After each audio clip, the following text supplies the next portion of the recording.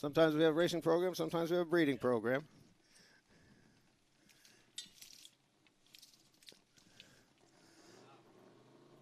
So I'm not sure who's having a baby. There you go. Whatever it's going to be blue. So someone's going to have a blue baby, ladies and gentlemen. Congratulations.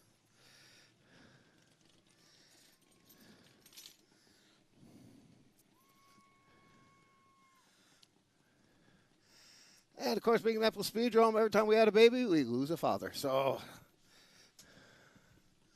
congratulations.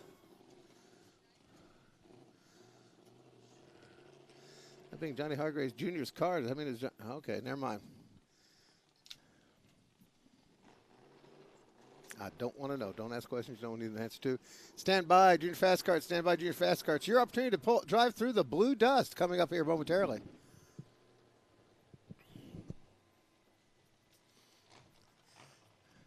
Attention to the pit area, attention pit area, attention pit area. Will be some special events here for you folks in the pits after your final practice session.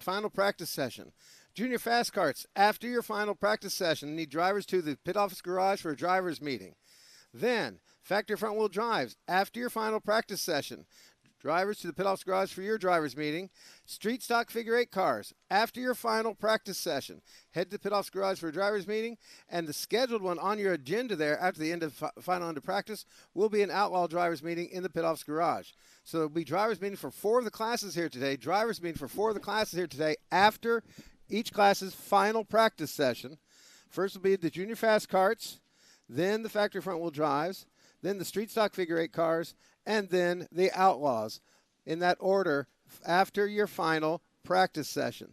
So cruise in the pits in case your driver didn't hear it. Cruise the pits in case your driver didn't hear it. Cruise the pits in case your driver didn't hear it. We are going to be having special driver's meeting following the final practice session for each class. We're going to need right after the final practice session for the Junior Fast Carts. Drivers head immediately to the pit office garage for a driver's meeting. After the final practice session for factory front wheel drives, we need the drivers to head over to the pit office garage for a driver's meeting there. After the final practice session for the street stock figure 8 cars, ditto to the pit office garage for a driver's meeting. And then the final, after the Outlaw figure 8 practice wraps up practice, we need all Outlaw drivers to the pit office garage for a driver's meeting. So 4 drivers meeting, separate drivers meeting after their final practice session, each one after your final practice session. Got a couple fun ones in the pits tonight. We welcome back Jack Receiver after a 2 years or so, Jack, off back in the Legend cars.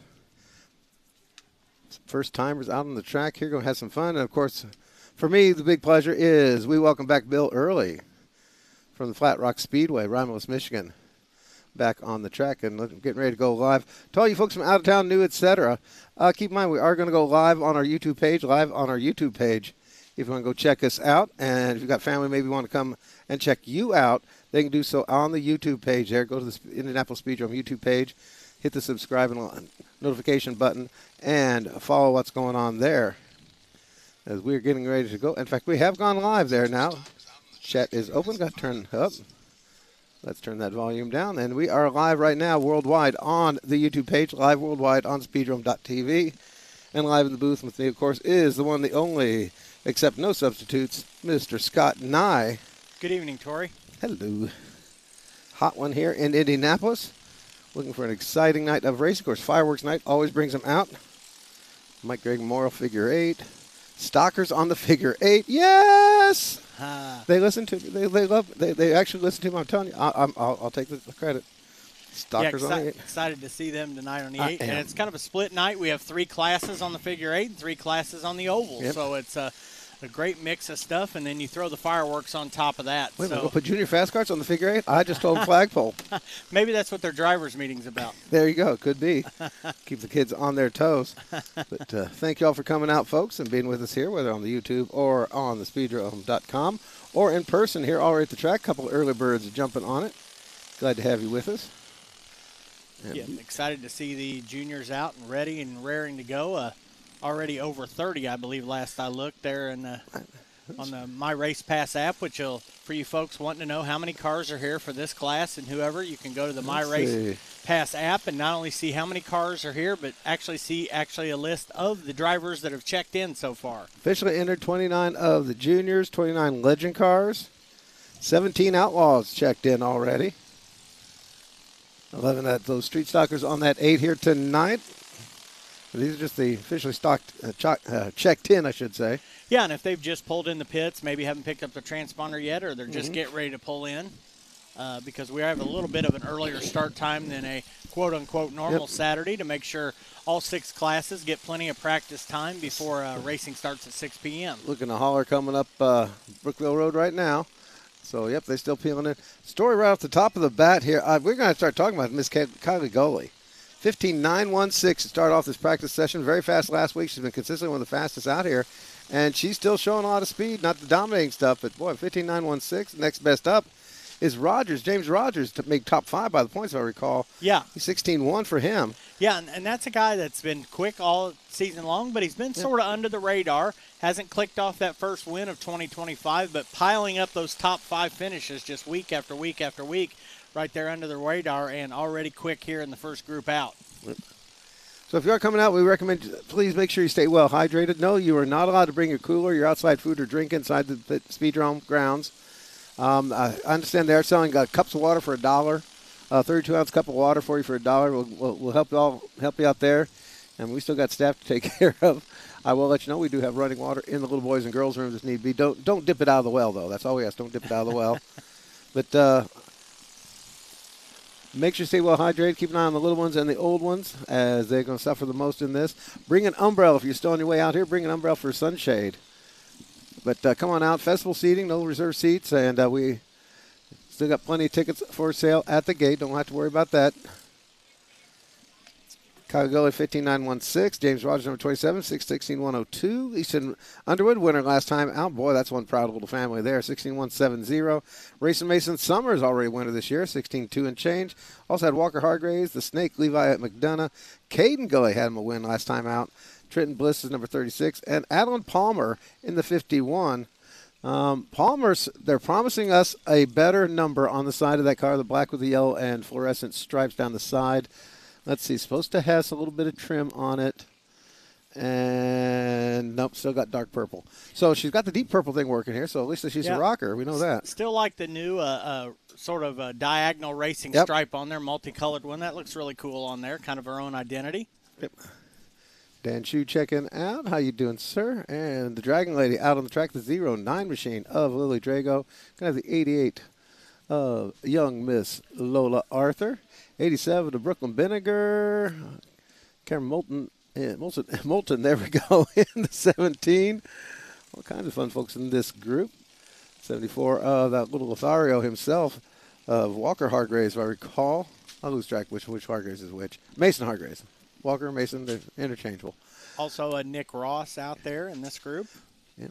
In the 60 machine. Is that Dragon? Is that the isolated at the end? Yes, it is, Tori. Oh, okay. Audrey Jade Freeze in cart number 90. There we go. Ice Queen on the track. Yeah, I'm 71. Oh, Alexander Palmer. Alexander claims he's going to try and lead more than 5 laps there tonight.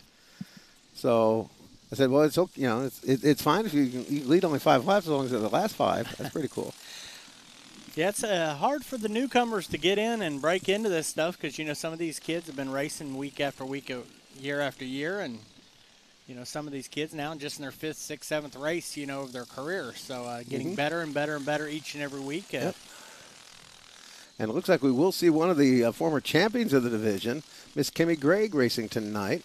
Yeah. Yep, the all-time wins leader in the junior fast cart. She's back out here tonight in her factory front-wheel drive. Yep, she's racing with us on her grandfather's big race there. Of course, we honor Mike Gregg, longtime car owner, mechanic, team builder, and, of course, patriarch of the Gregg family, racing family there. Yeah, besides his own siblings, he's helped many folks over the decades to get out here and make their racing dreams come true. So we've been honoring him now. This is, I believe, the 9th annual. Is that? Let's see, 1, 2, 3, 4. 9th annual. 9th annual, okay. Yep. So Miss Mike, so we honor him each and every year. Yep. We've been doing it traditionally here the last maybe 4 or 5 years on the fireworks night show. Yep. So it's sort of a combination. Big old bear of a guy. Always had a wry comment for you. Yeah, like to make you laugh. Mason Hargrave. Holy cow! Mason Hargrave is number 74 in this group. There takes fast time 15.847. Kylie still second. That 15.9, but the gangster Nick Ross in the 60 machine 16.0. So yeah, he's creeping up there in the points too, close to around the top 5 in the championship hunt, along with brother Brian. Yep. So they're going to have a little inter-family war as well as the battle for championship points. Yep. Something to argue about at the breakfast table there before you do something to the other kids' Wheaties. 17 so far, taking some hot laps here today. Another batch at the gate. Again, there will be a special drivers meeting for this division after their second practice session. But welcome. Hey, got the back gate open. Parking. I always want to do a reminder on fireworks night. We want you to park sensibly, smartly. A couple folks in the neighborhood will be selling some parking spots. Possibly keep an eye out for that. Don't park next to signs. This is obviously a warning going to folks who aren't at the track yet. Don't park next to a sign that says don't park here. Just do yourself a favor. Save yourself some money. There are a couple businesses nearby that do not want you parking on their lot. There are some businesses actually selling spots for our big sellout show that we should be having for our fireworks program. But welcome on out. Come on out. Always baffles me each year when they come running into the pit office and say that their car got towed, and when they point where they got their car towed from, they pointed right at the sign that said no parking here. So, or better yet, because I'm in the business, and my drivers take a picture of that, and we'll show up a quick picture right there, and there's your car, and there's the sign, and it's like I believe that's called evidence. Yeah. Yep. My 17M Crystal Melson. Oh, we had a driver change. I didn't pick up the Crystal climbing into the 17th. So nice. Well, last week was the first week that the Melson cart wasn't out here. So I think they were on vacation or something. But yeah, we got a new pilot behind the wheel. That is okay. Mechanical. Boy, the English language fails me today. Trying to use the Clara Johnson test, not looking good there. Looks like she's going to need a little kinetic assistance off the track. Good to see another youngster getting their feet wet here at the Speedrome and the junior fast carts. Yep. Maybe we'll end up seeing both of them out here at the same time, get them another ride. That's going to be an interesting little parade here for the start of Mike Gregg's race, because we've got two candidates now to do the pace lap. We've got the 33 junior fast cart and the 33 factory front wheel drive. Yeah, a little multi-generation Gregg family deal there. Yep. Joining us in this last group that's coming out while we clear that car away is the 7 of Giovanni Rice, the 62 of Brian Ross, the aforementioned 33 of Cohen West, the 64 of Peyton Reidner, the 44 of Mr. Excitement himself, Colton Swinford, the 4 machine of RJ, that's Ryan Crouch Jr. Looks like Corbin West in the 02 is out there as well. And, who's that the points leader again? Let's look at the points while we're doing that. And it is the aforementioned Corbin West, the 02. Bentley Applegate, number 13, second in the standings. Brian Ross, number 62, third. KK Hargraves in the 31 machine is fourth. James Rogers, who was in that first group, is fifth in the championship. The top 10 is rounded out by the 60 of Nick Ross, the 12 of Kylie Gully, the 33 of Cohen West, the 7 of Giovanni Rice, and in 10th spot, the 38 machine of Billy Pittman II. That's your championship battle so far, top 10 in the Circle City Pyrotechnics Junior Fast Carts.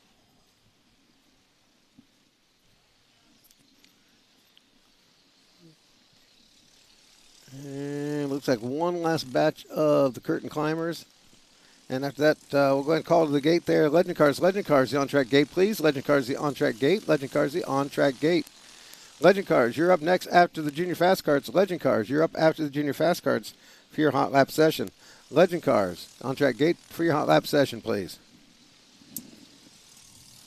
Got some quick carts in this group. We'll see how they stack up against the last two groups as they get wound up to speed here. Mason's still top the charts at 74. The 15.8. That's what I don't. He's not been known as the fastest one out there. So good run. Looks like they got everything clicking away on the 74. Watching how fast Corbin West can climb up the speed charts, and yeah, he's usually a good judge. I was going to say up to 10th so far with a 16.2 and change. Yeah. You know, it's been brutally hot here the last couple of days, so sun's been baking on that track here for day after day. Not seeing any shiny. We always talk about that late in the season, especially to get in that mid-August section there where we just had week after week of races and baked track. Grease stains from past wrecks. Yeah. popping back up again. Yeah. We've had enough rain here this first half of the season that kind of prevented all that. Yeah, lately it's either A, pouring down rain, not just raining, pouring down rain, or B, hotter than Hades. Yeah. So and not just warm, but so it's been sort of, we jokingly talked about last week that Florida weather's moved up here where it's hot during the day and then rains in the afternoon, but we've not gotten the rain part of that here in the last couple of days, so just straight up heat. Well, it's kind of watch for Corbin West. Maybe take the top spot up to a 16-1. Let's see that clear track this time by, see what he can do. He's able to flat-foot it, go in his groove. Going west. There we go. Cohen West, 15-9. We were looking for Corbin, and here comes Cohen West. I was going to say. Also, Brian Ross out of this group moved up into the top 16 5. knot. So this is some interesting lap time coming from new faces. Yep, and that's one heck of a championship battle up there. Corbin West, who had such a great first 5-6 weeks of the season, has had a couple of DNFs in a row, you know, or not DNFs, but had trouble where they got turned around. The tangle coming out, turn number 4. Now, Ross had just got done putting together a nice little 16-0-1-2 the lap previous for third quick. Cohen, let's see, 15-9. What just happened? Who else just took a spot? 1, 2, 3, 4. Nope, we're good. No, Brian. Cohen, a little bit of bumper in that one. Nudges the 0-2 Corbin, the cousins there going at each other, I think.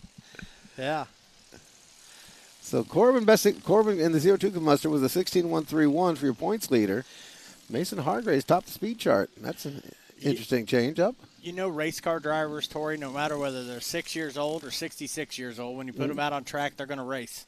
And that's what we just saw a perfect example of there on track. Those youngsters trying to move up, and they see cars in front of them, they're going to pass cars. So that's what they do. That wraps up, it looks like. I got another couple. Maybe a few here. Got a few at the gate there. Because we got 25 that have taken time. Had at least 29 in the pits. Yeah. Let's see if I get back to if they've updated that yet. And Speedrome. Go to my handy dandy. And showing the flat 30, so. Yep, so it should be about a handful here left. 30 so far, 30 legends, 30 juniors, 19 of the Outlaws in attendance here today so far. Yep, still a few more of those to show up that I haven't seen on there that I know are coming. Fords and factory front wheels usually come a little bit later. They have to work for a living. KK Hargraves out there. Still getting used to that black cart. You know, she's been in that blue and orange and white sort of cart for such a long time that. They made the girl in black instead of the man in black. There we go. Nope. Also, it's Jared Gully. Yeah, I was going to say, did we miss it? He was here last year, was it? Or last week, was he? He may not have been. I'm drawing a blank. I just remember Caden winning last week for the first time, and you got a chance to meet a couple of first-time winners in Victory Lane last week, and they seemed to be pretty excited down there. That's always great to see. Had a lot of fun with that. Of course, I think Little Easton Underwood's his helmet doesn't fit too good right now. He's on a 2-race winning streak. Oh, that's. They had the. Oh, that's right. He's down Sportsdrome, wasn't it? Yeah. The Sportsdrome had a charity event that had a whole bunch of different karting classes and things down there on Thursday night, and Easton Underwood, I seen a picture of him in Victory Lane. There you go. 2 for Tuesday on Easton. Oh lordy. You know how some of these racers, once they win that first race, the floodgates can open up a little bit. Well, I was going to say, what that means though. Doug is still 0. Okay. Just had to pick on Daddy there a little bit. Legend Cars, you're up next for Hot Laps. Hot Laps for Legend Cars. Legend Car Hot Laps. Legend Cars, the on-track gate, please. Legend Cars, the on-track gate. Folks coming in, get yourself comfy. I'm recommending everybody bring umbrellas here today as sunshades, although my old-timers know to head over to the backstretch and they use that the signage there to help shade things. But regardless of where you want to be, it is festival seating all around. We just ask if you're going to sit in the Mike Heimel section. No smoking or alcoholic beverages over there. That includes the vaping, electronic cigarettes. As you all know, we do have the restrooms available underneath the main grandstand down at the south end there, behind the bleachers, not in front. And we also have the usual concession stands under the main grandstand, south end. We'll get the soda pop stand down there outside of turn 3 of the oval. Yep, looks like they're working on that right now. Have that open for you here tonight. We just if you are listening from home on the YouTube or however else you're checking in on us, we'll see if we can't get the track tunes up and running here while we're musing. But we just ask you please make sure you park sensibly. Let's see. F1 to continue. I tell you what, even though we've got a couple of carts in this last little group, KK Hargraves has jumped up to 6th fastest overall here. During this deal. Well, so, we were joking. I guess she was upset because I was joking with some of her friends that I said she was slow. I said, okay, well, I'll start telling you about it. You're fast. And then we suddenly realized, no, that's not a good thing to say about a young lady. So, but yes, definitely she's speedy here tonight. Yeah, after the final first round. Yep, we got Mason Hargraves holding on to that top spot. Cohen West second in the 33 cart, the 12 of Kylie Gully. And then it's the Ross boys, 62 of Brian, a 60 of Nick, rounding out the top five. And then we have KK Hargraves, James Rogers, Corbin West, Lily Drago, and the aforementioned Easton Underwood rounding out your top 10. 2 100ths of a second difference between the Ross boys. Yeah. They're going to have to separate themselves in the pits. I'll tell you. I'm looking through these lists of legend cars signed in, and we got some interesting names on here. We got Danny Adams, who's only made one career appearance, I believe, in the deal, is signed in. Also, first-timers, it looks like we have Jackson Navarro signed in. Yep. In the another youngster got a chance to meet Alex Hess. That's another newbie. Out of Milford, Michigan. Got a chance to meet him, 14 years old. It'll be his 5th race coming out of the quarter midget ranks. Nice. And then one of your old friends is out there in the 777 right now. That's Abe Puckett. Oh, yeah. Back to run with us. And then our friend from Ohio, I believe it is on the list for Colonel a second Klesser. time. Yep. Yep. He promises he's going to have Colonel Klesser on the side of the car next time out. Nice. He does have a new number, 28. Nice. Yeah, he asked about that over the phone when he called one day during the week. Also, Eddie Fosnight out here. We've only seen him once or twice so far this year. Good to have him back. He is. Had really repeat tragedies here at the Speedrome, it seemed. So he took a break, I think, from Speedrome, went elsewhere, honed his, and started picking up top fives, heat wins, that sort of thing all over the place. So real big turnaround for Eddie Fosnight. He still can't grow a mustache to talk about, but the kid's coming along strong. He's over there, of course, buddies with Kristen Hammer.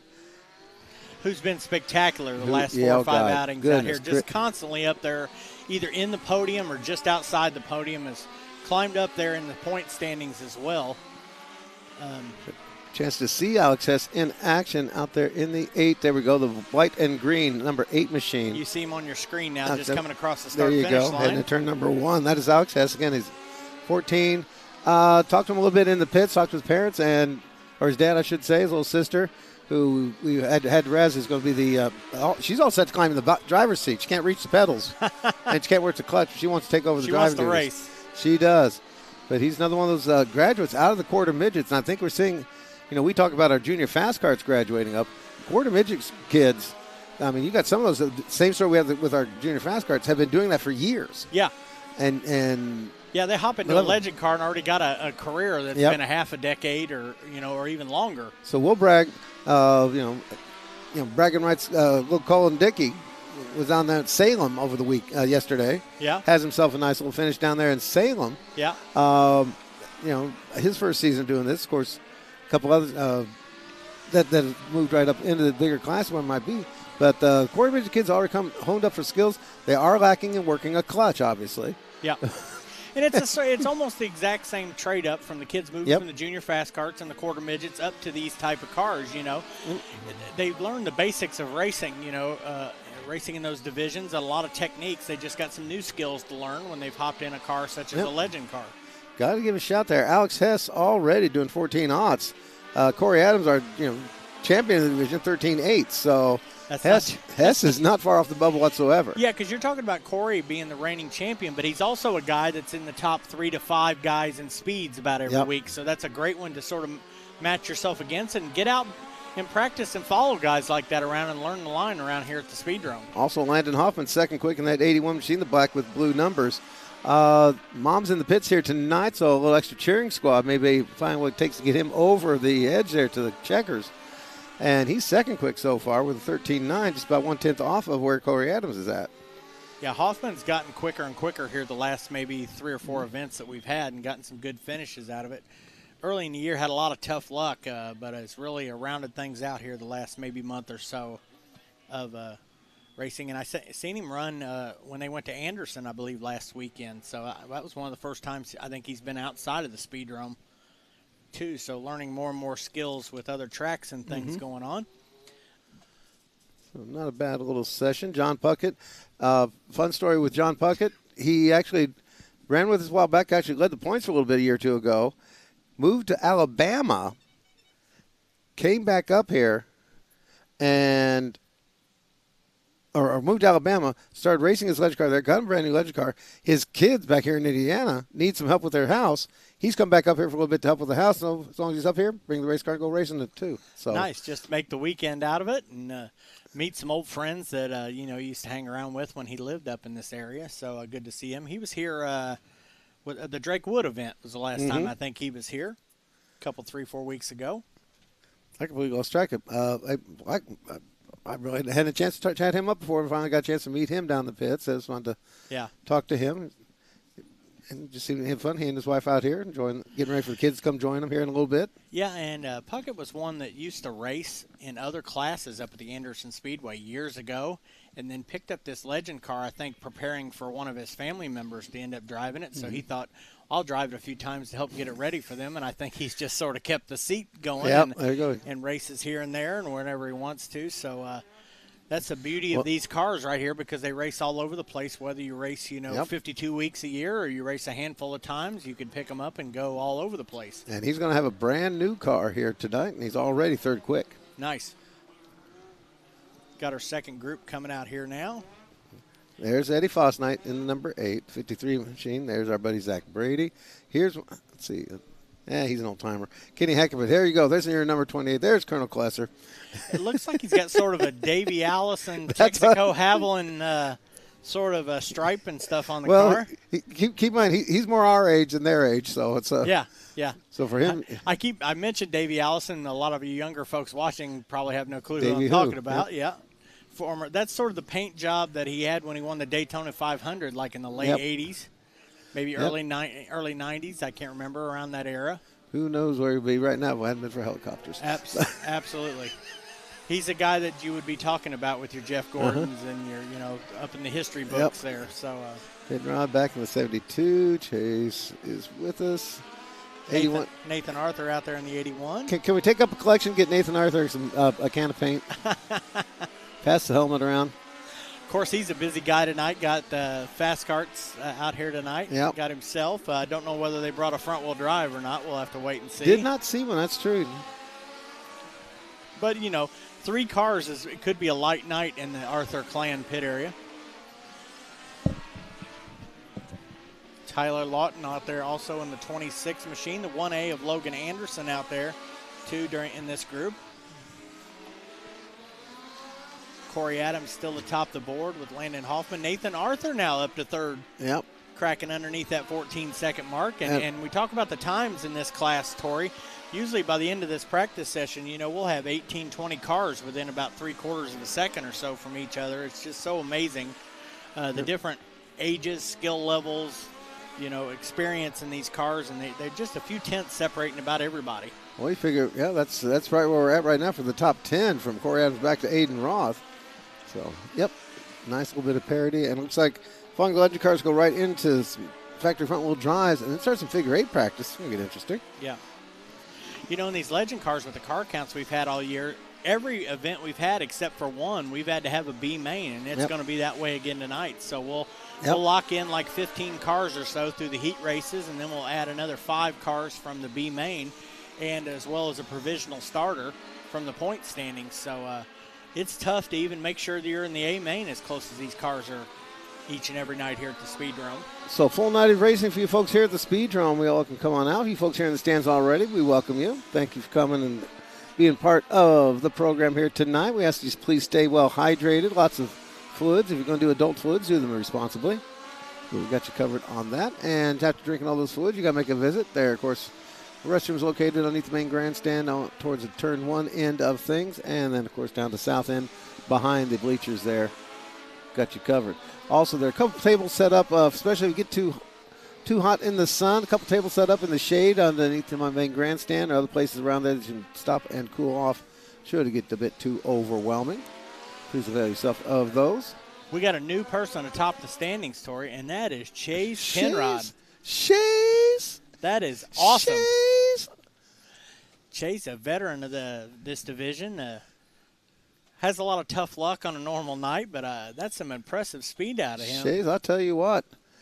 I heard he was selling sofas there for a while there, and he was the king of selling sofas. The lounger. They used to call him the sofa? Okay. But no, congrats, Chase Penrod, top qualifier or top time so far. Now, this is actually not a qualifying session for these cats. Yeah. The second one will be. Yeah, the second rotation of practice for the Legend cars will set their time. Got a whole bunch more ready to come out as we've only turned 16 of them out loose here on the track. So at least 2 more sessions to go of the Legend cars. Again, a reminder, all the divisions here that will be having drivers' meetings following their final practice session. Junior Fast Cars, following your final practice session, will be a drivers' meeting pit off's garage.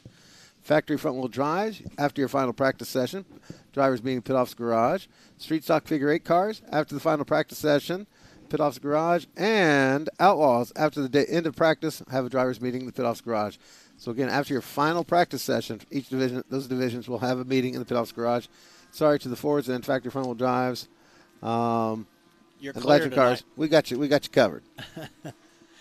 Here comes another wave of those Bruce Litton trailer sales Legend cars. Bruce in attendance again tonight with the daughter, the winner of the last Powder Puff Legend car race we had. Junior Legend. Okay, lost track there. Ed Carpenter was who she beat for a feature win out there, so it wasn't just a ladies' event. But I don't know. We're talking about Ed Carpenter. Okay. Yeah. Xavier King in the house in the 84. And that aforementioned person you said was Heather Hoffman. Heather, there we go. That's what I'm missing out on. Yep. You're so good at this.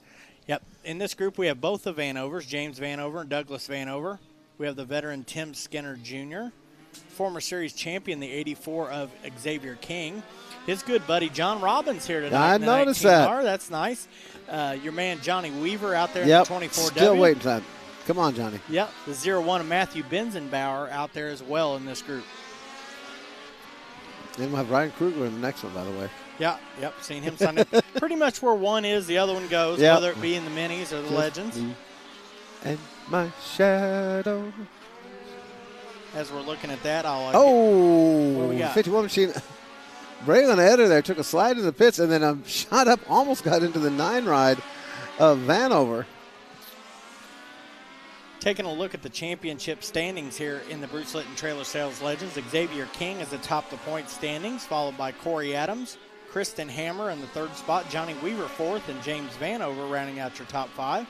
The top 10 runners are completed by Logan Anderson in 6th, Billy Bartholomew Jr. in 7th, Aiden Roth 8th, Braylon Eder, the rookie, in 9th, and Zach Brady in the 10th spot. That's your top 10 heading in tonight in the Bruce Litton Trailer Sales Legend cars. Weaver so far my fast cat now to 13.711. Let's see, 13.7, 13.8, 13.8, 13.8, 13.8, 13.8. Nope, King is a 13. Let's see, Robbins is 13.8 now. 13.9 is 8th quick, 13.9, 9th quick. Up 10th quick, still only 14.0. So a little bit of spread there in top 10 now. While I'm in the My Race Pass app, just happened to look, there are 20 Outlaw figure 8 cars already on the property here tonight. So anxious to see those Outlaws here and a couple more groups. And there'll be a couple you've not seen with us in a while, including years. That brings our total, Tori, to currently in the pits 119 race cars. There you go. So fans, if you're listening to us or watching us on the YouTube page and you're in the area, come on out. You're going to see some great racing here tonight.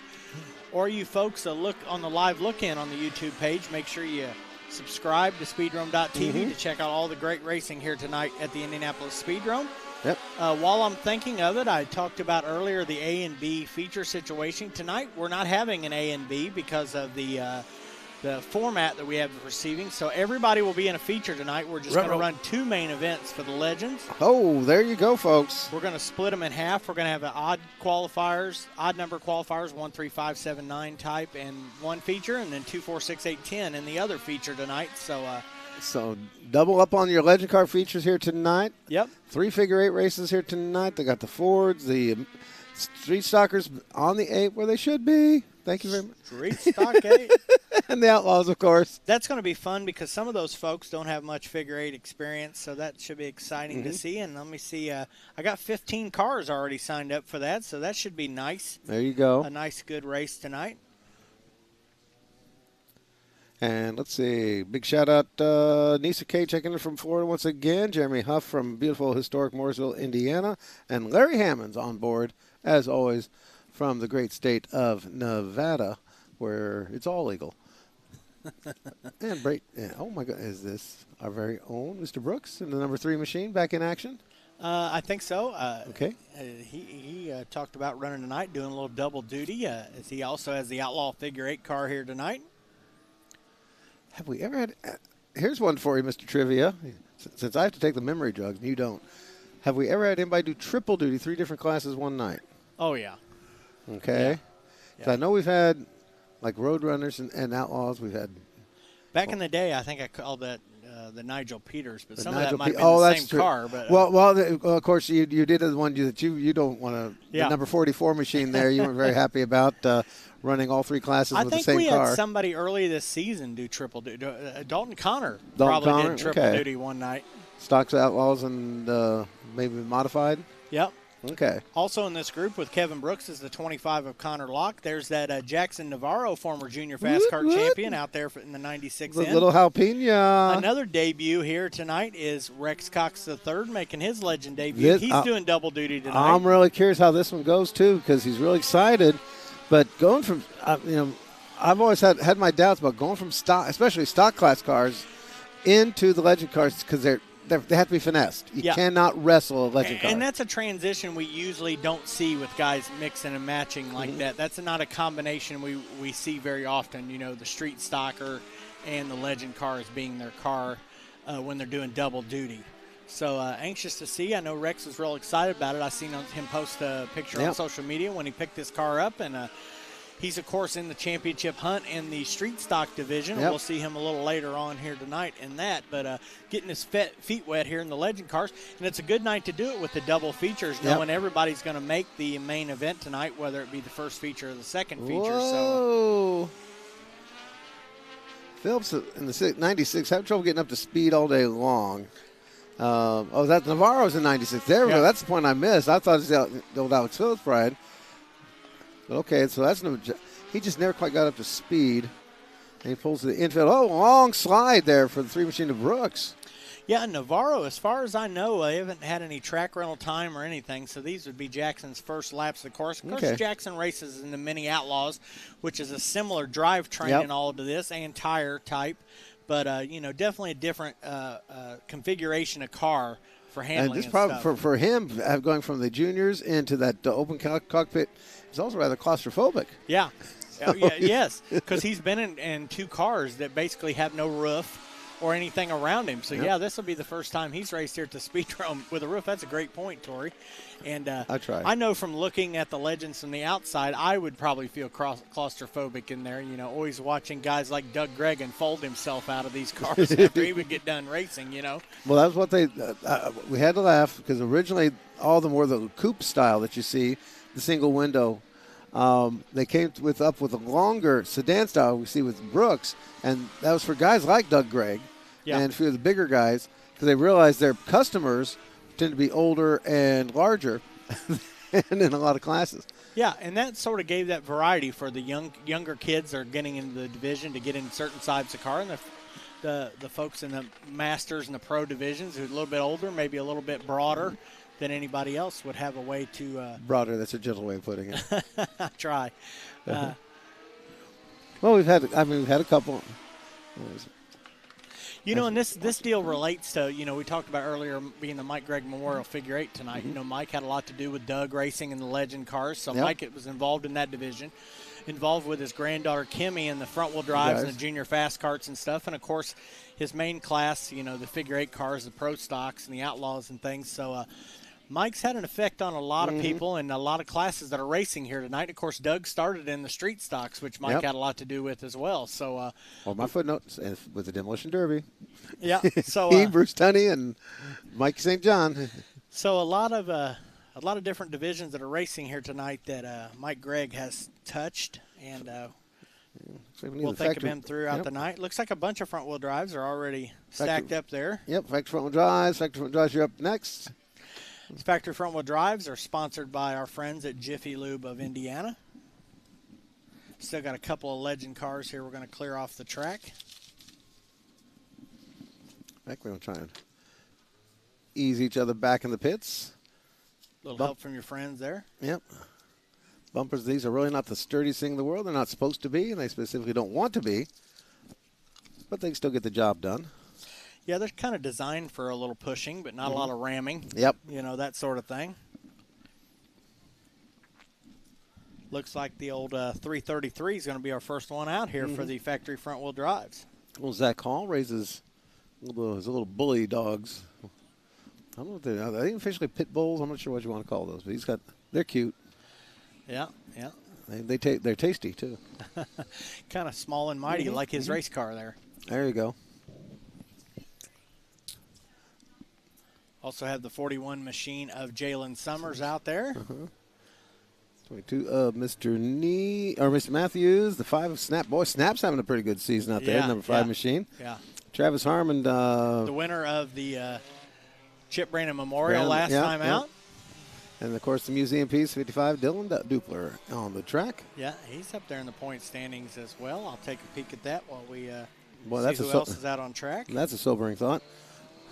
But, nope, this is still one of the low – these and the fast cars actually still one of the lowest budget-type cars to get into. Fords are pretty cheap as well. I think Ford's the biggest thing. They're so numerous, especially even race-ready Fords now are so numerous out there that you can climb into one fairly inexpensively. Currently leading the point standings is the 00 machine of Ray Neversall, followed by the aforementioned Chris Snap, who's been pretty stout so far this season. Then there's the old museum piece in third, Dylan Dupler in the 55. Rookie leader Jalen Summers is in fourth position, followed by Travis Harmon, who has 2 wins on the season. The top 6 is rounded out in the point standings by Jaden Steele, Devin Matthews, Doug Underwood, Zach Hall, and Miss Jessica Bush. That's the top 10. There you go. In the Jiffy Lube of Indiana factory front-wheel drives heading into this evening. And it looks like Underwood and Bush are in the next batch of cars to go turn hot laps, so those two in the mix. Yep, split them up here in a couple of pairs here of groups. Then we'll turn the track over to figure 8 practice. Yep. For our 3 different classes here tonight. Street stock figure 8, you'll be up after the factory front-wheel drives. Street stock figure 8, you'll be up after the factory front-wheel drives. A reminder, folks, it will be a fairly lengthy practice session. We'll wrap it up about 5:30. We'll also be doing some drivers meeting after the final session. And then roll out with racing starting at 6 o'clock. Roll out with racing at 6 o'clock. Game plan is to get all the racing in and then wrap up the night with the fireworks. Hopefully get the fireworks starting by about 10 o'clock. Knock on wood. And hopefully that'll go well. East side of Indianapolis, of course, we've always been known for this, lighting up this side of town here every 4th of July weekend. And, of course, the Speedrome fireworks is famous for not just being in the air, but also a fireworks show in the center of the infield. So it's a mix between aerial and ground displays. So something unique in the fireworks world that's always been here at the Speedrome. Unfortunately, can't do back in the days when we had the whole display set up out on the track. Yeah, those days, you know, praying that nobody runs into anything. And they did it once or twice. Yeah. But, well, the other catch was we had those big concrete bases. Boy, I had to pour a bunch of those out. We use them for both tubes and also for bases for the big stand-up displays. Yeah. And they tore up a few cars there. We lost a couple $1,000s with the display, but the car got hurt too. Yeah. Jalen Summers, my fast cat, a 15.361. Tied, matched by Travis Harmon, also with a 15.361. They got Ray Neversall, 15.424. Zach Hall, 15.463. Chris Snap's number 5, a 15.476. Dylan Dupler, 15.9 to 16.4 for Devin Matthews in the 22. And Matthews' family wants us all to be reminded he is a figure 8 veteran of more than one race, so. They stuck my nose in that one. I'd forgotten.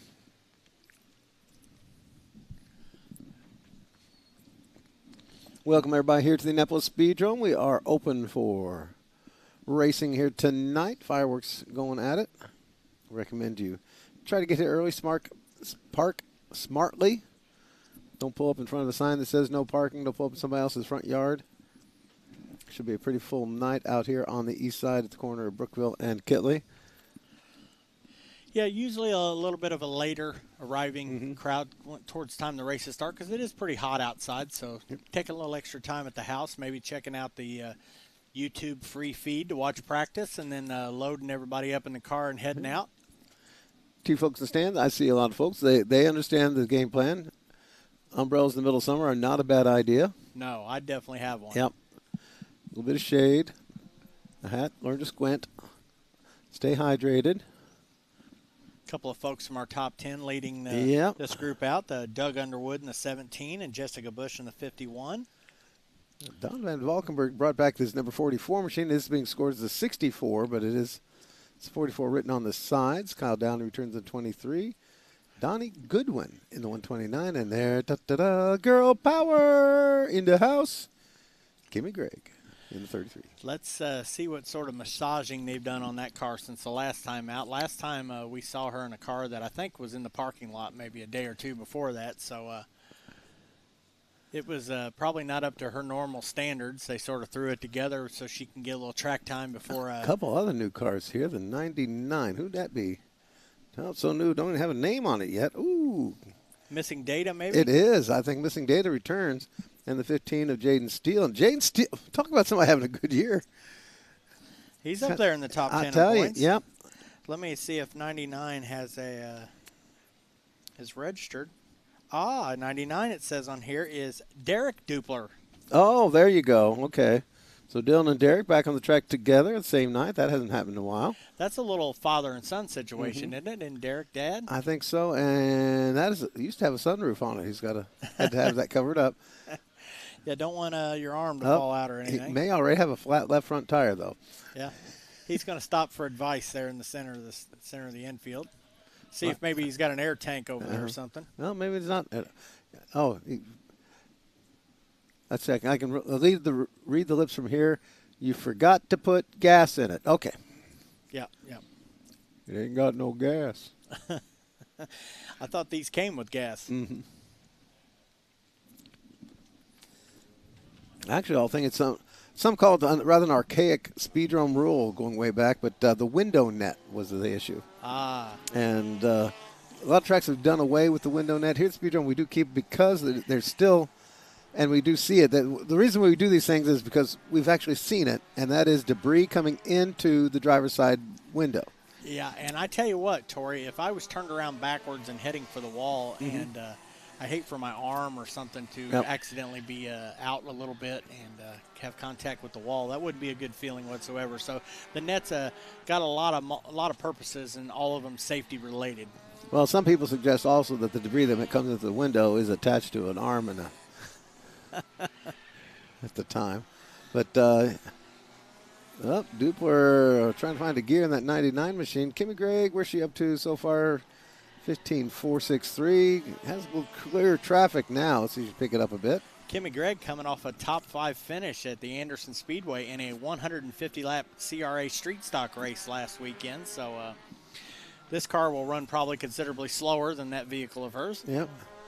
Let's see. Got some clear track this lap. Trying to get into a 15.2 or even 15.1 range. They've got that car dolled up now, too, because last time it had there the you old go, duct tape 15.245 right there. Fast time. Yep, we knew she'd be faster. She's won a lot of features, closing in on 50 career feature wins over her career at the Speedrome over a wide range of racing machines. The all-time wins leader in the junior fast cars. Yep, not quite up to Dad's territory. But. No. Unfortunately, we couldn't convince Kimmy to run on the figure 8 course, something she didn't want to do. But, well, she does have more wins in the factory front-wheel drive division than Dad has. Absolutely. And in junior fast cars, I think. I was actually here the only lap she's ever ran on the figure 8. It was a track rental. Grandpa Mike was still alive then. Okay. So she was practicing on the figure 8 in a front-wheel drive, came in and told Grandpa, nope, that's not for me. I'm going to stick with the oval. So Grandpa said, do what you feel, girl. So she stayed on the oval course and been very successful at that. Don Van Valkenburg now up to the second spot there in the 44 machine. As you mentioned, keeping that Chip Branham tribute number on the side of that car. Finished second in the Chip Branham race last time out. Well, that busy commute coming over from Ohio there cuts into his time to go racing. Yeah, he's had to relocate, for his job there. So definitely not just down the road like he was for most of the years he's raced here. Stock class cars, be ready at the on-track gate. Stock class cars, be ready at the on-track gate. Stock class cars, be ready at the on-track gate, please. Figure 8 practice coming up next. Folks in the stands, it will be a busy night of racing for you folks, in case you didn't check the notes. We do have a series of heat races for the junior fast. Oh, pardon me, skipping heat races, pardon me. A series of feature races for junior fast cars, 25 each.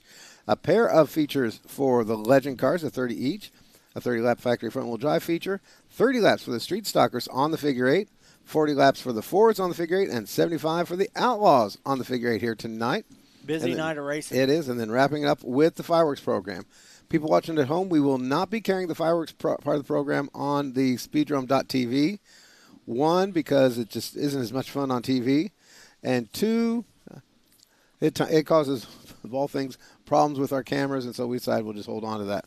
So again, that we will be broadcasting the entirety of the racing at speedrome.tv, but not the fireworks program itself.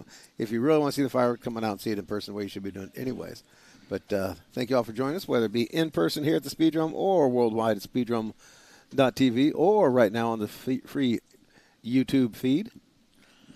Tori, with the street stockers getting ready to come out on the figure 8 course, looking back over the years, the last time we had a street stock figure 8, and it was a non-points event, that was August 8th, 2020.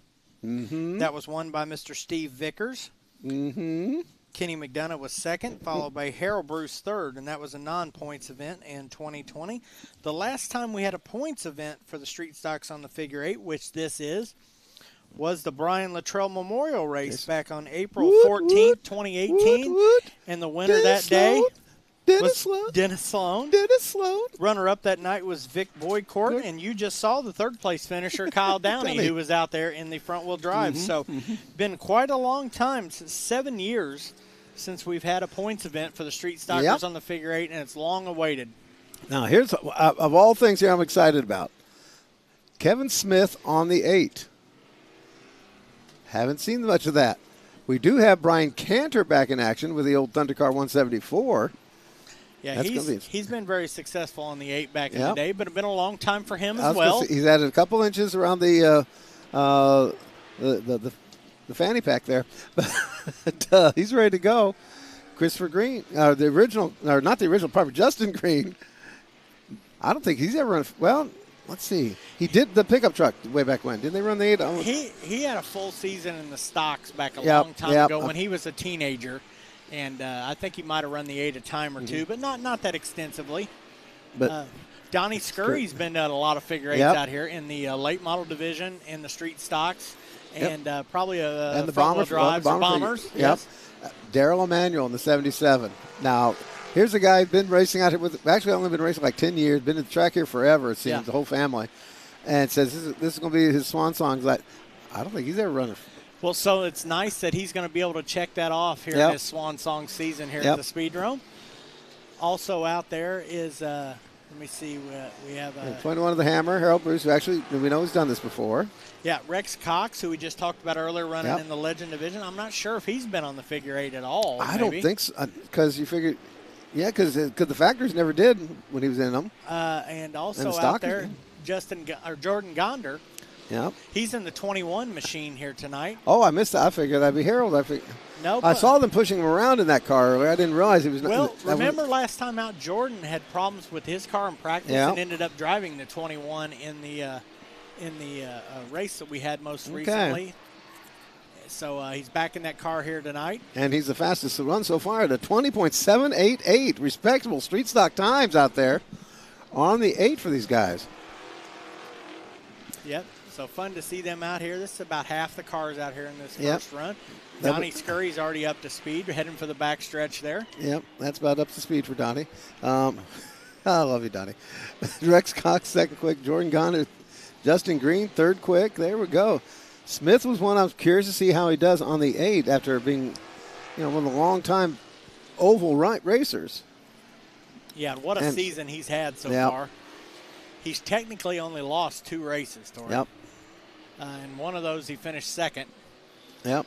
And so one heck of a season he's had so far. Let's see how it goes here with the points leader. His mission maybe tonight is just to get to the checkered flag in one piece.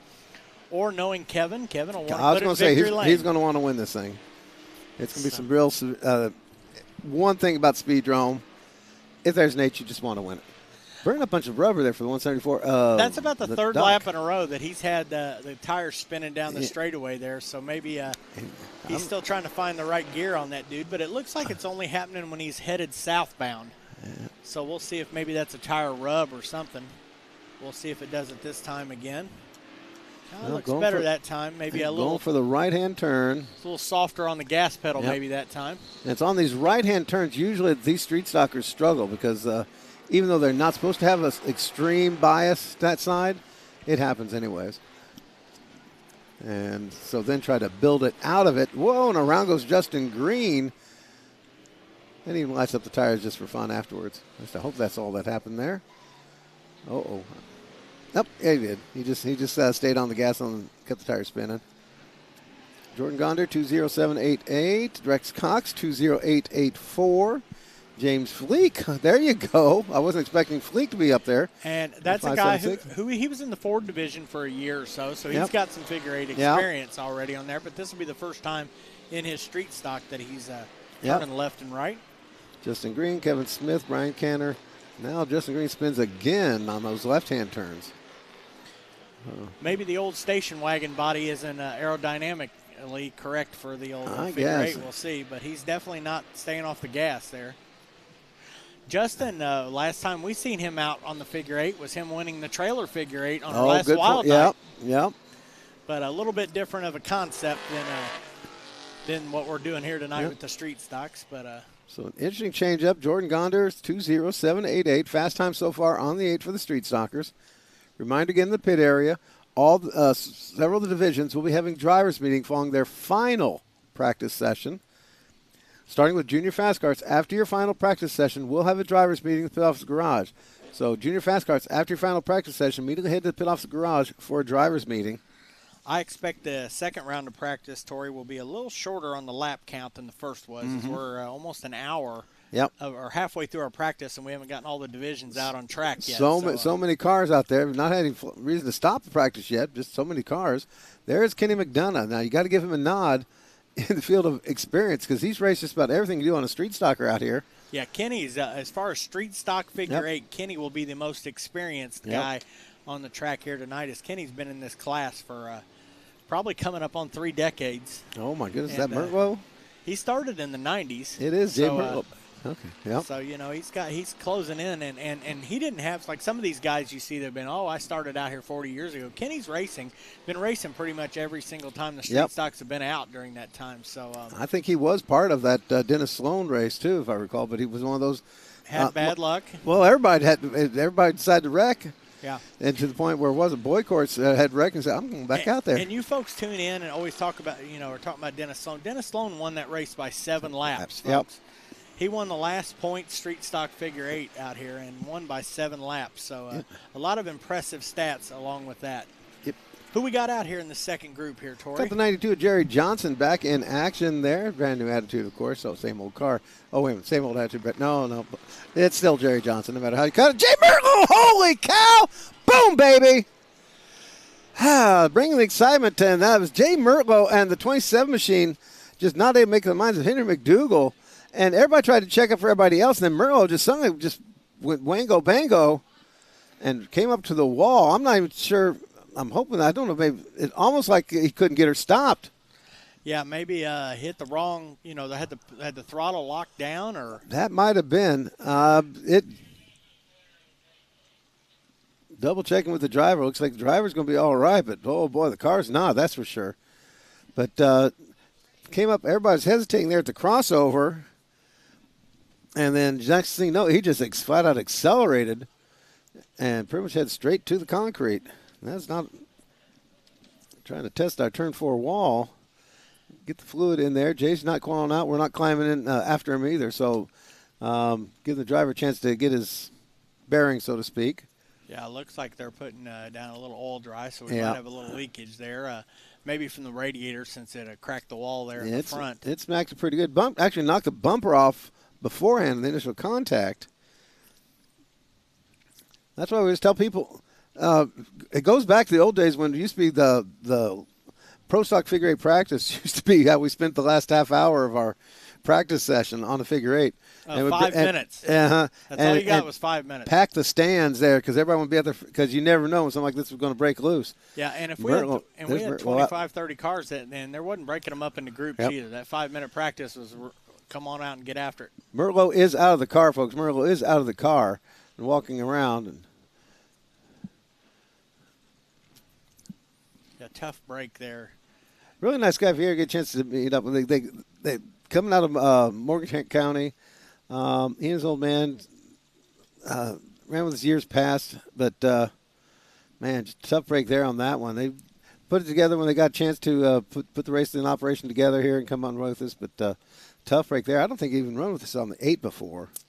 So he's a guy that has a figure eight experience out here in the front wheel drive type of cars. Good he raced in the factories and a little bit of the open pro compact, figure eight stuffs back in the day. But I think this may have been the first or second time he's been out on the figure eight in his street stock. Yep. But knocked that bumper clean off right there. He did. They loaded it in the back there. I think the other bar we saw picking up might have been the back bumper off of McDougall's 27. So I think he might have clipped that back bumper off, and then, of course, the contact with the wall took off his front bumper. Yeah, and without that front bumper, they're having to try to slide underneath with the old snatcher there and pick up the front wheels of the machine and to tow it off because you're not going to be able to hook it around the front bumper there, as obviously it's in the back window. Uh-oh. Coming up on the peanut gallery there, Zach Hall's already won another factory front-wheel drive figure eight race. Yeah, he won the factory front-wheel drive figure eight race this year. Yeah, he wants another one. Yep. Well, we'll see what we can do about that, Zach. Oh, I think they might just have to push him off there and have him steer it. So damaged, apparently not necessarily to the wheels or get it out of gear. He had to climb back in the car there. Usually that's like take it out of gear, put it in gear, one of the two. Yeah, because when you lift up that front end and only the rear wheels are rolling, you'll need them to be free. And well, when they tried to slide up underneath there, it's sitting so low now to damage. Yeah, that's true too. Good that's point. That's one of the problems with the. Went up to our buddies at the High Banks there at Anderson. They're still using an old school boom wrecker, and that's still almost the best way to do it. They get the biggest for Anderson because of that banking. They have to get the big old long boom to get up over the hill. I don't think that boom wrecker's ever been off the property. No, I don't think so either. But it's probably the handy dandiest way, and that's the way doing it. Going back to Pop's day. Yeah. Yeah, and those are probably few and far between, hard to find. They are, boom wrecker. Well, they're in the heavy duty ones. That's the problem. Those are the only ones you use them for is the big heavy duty wreckers now. Yeah. For your normal cars, you just use the wheel lift but you got to be able to have it off the ground to do so. Well, our friends at Indy's Best Towing figured it out there. They got did. It hooked up.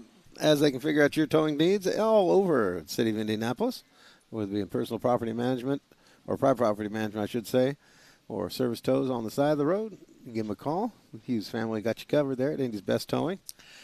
We just got that second group of practice underway, and we were starting to mention who was out there, and we know that Jay Mertlow was out there and Henry McDougall was out there and obviously involved in that situation, but also the 22 of Scott Keene. Mm-hmm. You mentioned the 92 of Jerry Johnson, the 23 of Kenny McDonough. Also out there, the 44 of Kyle Summers. Yep.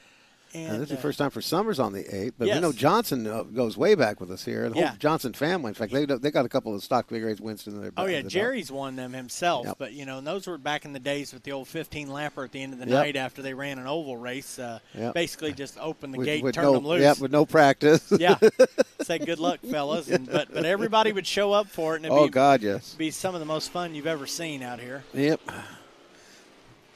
So we'll get that underway. Underway. No matter what we did, we couldn't thin out that field of cars. Yeah. They were 15 laps long, but the first 3 laps and the last 3 laps were the best you waited for all night long. And let's see, Ford standing ready at the on-track gate. Ford's ready at the on-track gate. Ford figure 8 cars on-track gate. After that will be the Outlaws. And McDougal went off the track in that deal, too. So whatever damage he got from the clipping at the crossover. I was going to say, I think it just clipped off his back bumper. And in case if anybody wants to start pointing, I couldn't point a single finger on that one because I think everybody tried to get out of the way. And then whatever went wrong with Murtlow's car, because it was accelerating after that. Yeah. And we talk about experience on the figure 8. Scott Keen's been on the figure 8 many a times as well. He used to be part of the late model division. Yep. And I think maybe raced in a few other things too on the 8. But most of his figure 8 experience was his time when he was with the late models. Well, of course, now he's getting coached on this by Jackson Navarro. Yeah, Jackson had to coach him. Is now passed him up in figure 8 experience because Jackson runs each and every time out on the figure 8 in the mini Outlaws, and he's doing a nice job out there. And I joked earlier in the week if Scott didn't want to run maybe after the first lap or so, maybe Jackson, would jump in. Yeah, I was going to say, yeah. A little relief drive situation. It gets a little hot out there. I think Jackson can fill in. Yep. I'm sure you wouldn't have to twist his arm. No, I might have to get a phone book to sit on, but he. I tell you what, Jerry Johnson spun out off of turn 4 like 3 laps in a row here, Tori. I'm not sure if he's. And that's the left-hander. It's almost. I think he's expecting more when he hits the gas because I'm not seeing anything actually wrong with that turn. Not seeing anybody else having those kind of problems. He's just sort of getting to the gas maybe too soon and not letting the tires hook up first. Justin Green twice during his run spun on the before that marker, that big tire marker. Yeah, sort of between the center marker and the 4th turn marker. Twice got Justin Green, but you see once again, it tried to kick out on him coming off that turn. So I think there is something going on with either way he's driving. Maybe a little more power than he's used. Because when you're on the oval, you sort of just get out of the gas and get right back in it to rotate through the corners. Where the figure 8, you're kind of jumping on the gas sort of out of the corner there. And like you mentioned, Jerry's ran the figure 8 a lot, so maybe just getting back to a rhythm of running that accelerator, getting off the corner that he used to do back in the day. But I think it's going to be a fun event tonight for the street stocks on the figure 8 for sure. Yep. And you folks in the stands, appreciate you coming on out and putting up with the heat. Can't do much about that. The good news is it's not rain. And we do appreciate you folks coming out and being part of the fun here. Don't forget our good friends at Indy Screen Print. They're outside turn 1 there behind the main grandstand. Got the trailer set up for you. All kinds of shirts. To my Tunney fans, they do have the Mark and Ben Tunney shirts. We still have some of the Phyllis Tunney shirts left. And, of course, they have plenty of Speedrome goodies. I have to laugh. He's got black hoodies all over his sale. I can't imagine black hoodies selling real good right now. But I don't know. If that's your thing, we got you covered. But I got the Legend Car shirt on. You got the Legend Car that they got out there on the rack down there at Indy Screen Print. Yep. Don't pass by his sale rack. You might never know what you might find on that. A couple overstocks he's got on that sale rack. Some of those are going to be Speedrome stuff. Some are going to be from other tracks. Some are going to be completely outside of stock car racing. I know. I think I finally got rid of the last of the AJ Foyt shirts. I'm not sure. But every now and then those pop up there, some of the other racing groups. But he's got you covered there behind the main grandstand there outside of turn 1. Pop on down and visit him. We're up to 121 cars in the pit area, Tori. They have. I walked it earlier, and it was getting real tight there down the main drag, and they're having to fill in back where we parked the buses. Which reminds me, they'll be on the schedule here soon. Don't worry. Don't panic. We got buses coming up again soon. August 2nd. August. There you go. See, told you so. Like I said, that's why I don't have to worry about getting those memory drugs because I got Scott and I up here. Did you say memory drugs? Yeah, I did. I forgot to take mine. But what was your name again? Exactly. Okay. How did my Summers 44 do? 21.890. Actually, some pretty respectable times on there for these stockers. You figure these things are weighing in, 1,200 pounds more than our Outlaw cars? Yeah. And on DOT street tires. DOT so, street. They're tires that are designed not to be that good. Yep. So they are 3 seconds slower. Yeah. So, I always talk about the Dream 17.7 being the laps you want to be running out there. And I got 20.788. Jordan Gonder. Well, because it's a weird situation because we have the Fords coming up now who are heavy as well. Yep. But they race a lot on the figure 8 course, almost on a weekly basis. So they've kind of got the upper hand over the stock cars as far as experience recently on the figure 8 course. but they've got a lot less racing style parts on them and things, so that the adjustments and stuff aren't as much available as they are in the street stock car. But they race a lot more on the figure eight, so they've got more knowledge built up on the figure eight. The other catch for that is these are closer to being set up straight up. Yeah. Our street stockers, no matter what the rules may say about what you're not supposed to do on changing the stock configuration, they still end up being very much biased to making left-hand turns, whereas these guys are more likely to be still close to stock, the factory settings, on being able to go left and right equally. Yeah. And only about 9 in this practice session. I know we got more than that in attendance. Yeah, and a couple missings, but these guys tend to come in late anyhow. Yeah, well, I've only got 10 signed in so far. Oh, okay. So this may be all that's wanting to practice in this one. Again, their second practice is more important to them as far as setting times and things for the lineup this evening. So, and again, these guys have been running figure eight all year long, so they've got many more laps on it, and those street stock guys, as we talked about so much during their practice session. So. And as you talked about, the front-wheel drives and the Fords are usually the later arriving people that, work a job on Saturday and load up and come on out here. Oh, almost got close to the crossover there with the 21 machine. And let's make sure that is Harold Bruce, all in capitals. Okay. Yeah. Harold giving up his street stock ride to Jordan Gondner, but it's because Harold is competing for points here in the Fords. So, instead of doing double duty, he's just gave Jordan a chance to gather points because Jordan is racing for points in the street stock. So the cars look very similar, but they are the Harold Bruce machines. You got the two of Zach Deitches out there. Yep, the Orange Crush back in. And Katie Stewart's giving a shout-out to her bud there, the 24 of Adam Arrington, is having a great little sophomore season. Yep, he's running good in the Ford points. Oh, Andrew Brown, former champion, got close. The Burkhead 54 and the 11 of Hardcastle. Yep. And that is Cody tonight. Oh, it is Frank. It is Franklin, the 11. Okay. Frank won last time out on the figure eight. And you look at those times, Tori, they're not that far off of what the street stock guys were running because they've ran so much more on the figure eight recently. The street stock guys, if you gave them a few weeks and a few sessions, they're going to get those cars better and better and They're better. about a quarter second behind the street stocks right now. Yeah. And that's pretty impressive. Yep. Sounds like we should have a 2-in-1 figure eight, Tori. Well, we have combined, similar to what we did when we started combining the Roadrunners and whatever else. Yes, they come at a disadvantage, but it's almost like, you're always going to have a top tier and the second tier of racers. It sounds like this could have been the discussion that maybe happened, 50 years ago when thinking about having the 3-hour endurance race. We got a bunch of different cars that are different, but, sort of similar and doing the same thing at different tracks.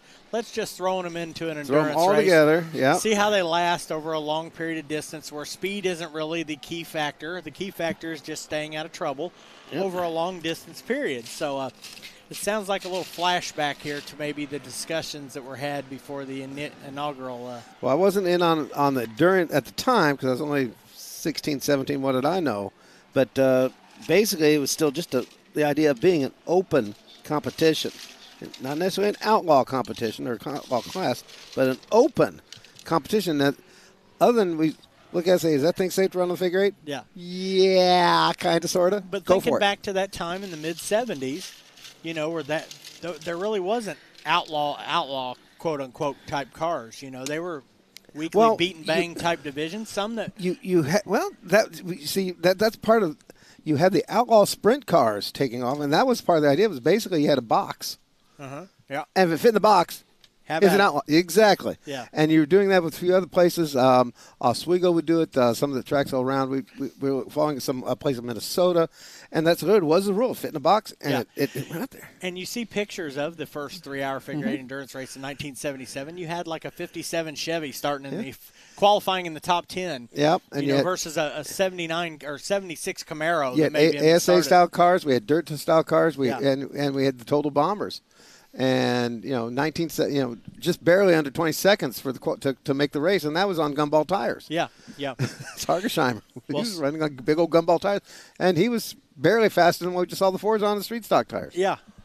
Speaking of fast cars, it's time for fast cars coming Outlaws! out. It's the Hadley Towing and Recovery Outlaw Figure 8 division. Last time I looked, we had 21 cars signed in so far. So who else got added on? Bobby Whitaker, I Whitaker, seen on okay, there. there you Manny go. Aguilar, I seen Okay, I on was there. wondering if Manny's late. going to make. I really hope to see Manny because. Well, you know, on these nights where it's hot out there, it's probably easier when we don't have senior fast carts, so Manny could choose, which one he wants to run. Well, it's tough on the senior citizens, don't we know? Having to do double duty, in this kind of heat. So Manny's full concentrate on the Outlaw tonight. And with this being the final practice session, or the last of the first practice session, reminder to the junior fast carts, the factory front wheel drives, the street stock figure eights, and the Outlaws. There will be drivers meeting for those classes following their final practice session. So we're going to go with the Outlaw figure eight practice. Then we'll have the final practice session for the junior fast carts. Immediately after that, we'll need junior fast carts to the pit office garage for a drivers meeting. And then after that, we'll go to the Legends for their final practice session. Factory front wheel drives will have a final practice session. Following theirs, they will go to the drivers meeting. Street stock figure eights, after that practice session, they'll go to the figure eight for a drivers meeting. And then when practice wraps up there about 5:30, which is now going to be a bit later because we've got so many cars, there'll be a final practice session or drivers meeting for the Outlaws. But the good thing is we have practice scheduled to stop at 5:30. We can actually run past that. Yep.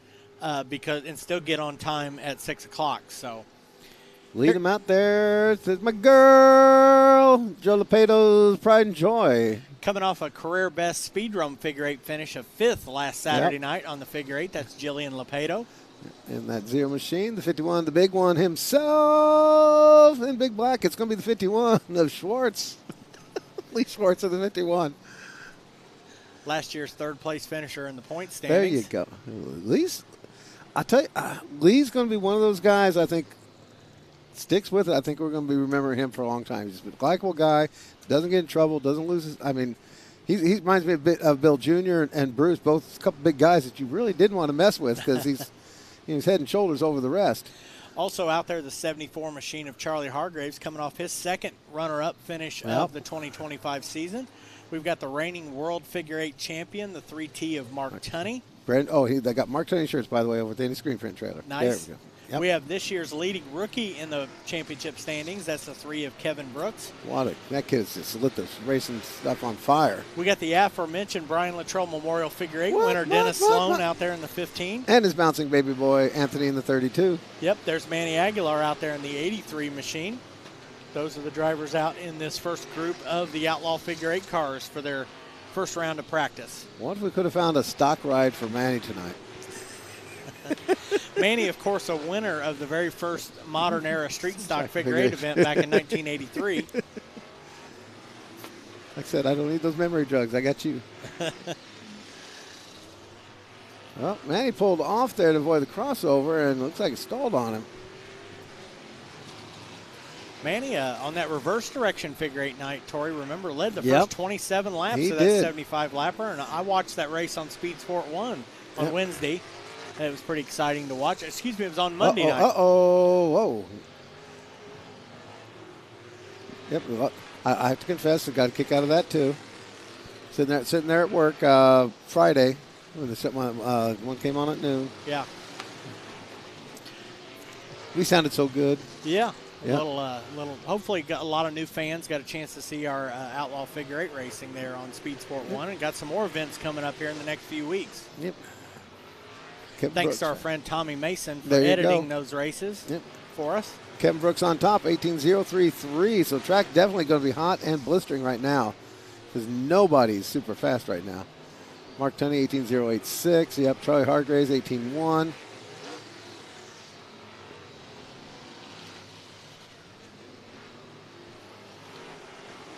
This first of probably 3 groups of the Outlaws that we'll have out here this afternoon. Kevin Brooks still holding on to that top spot. Charlie Hargraves still continuing to get faster in that new ride that he picked up here maybe 4 or 5 weeks ago. Got 2 runner-up feature finishes. So far, exciting stuff at the intersection that time as Lee Schwartz has to sashay his way through the intersection.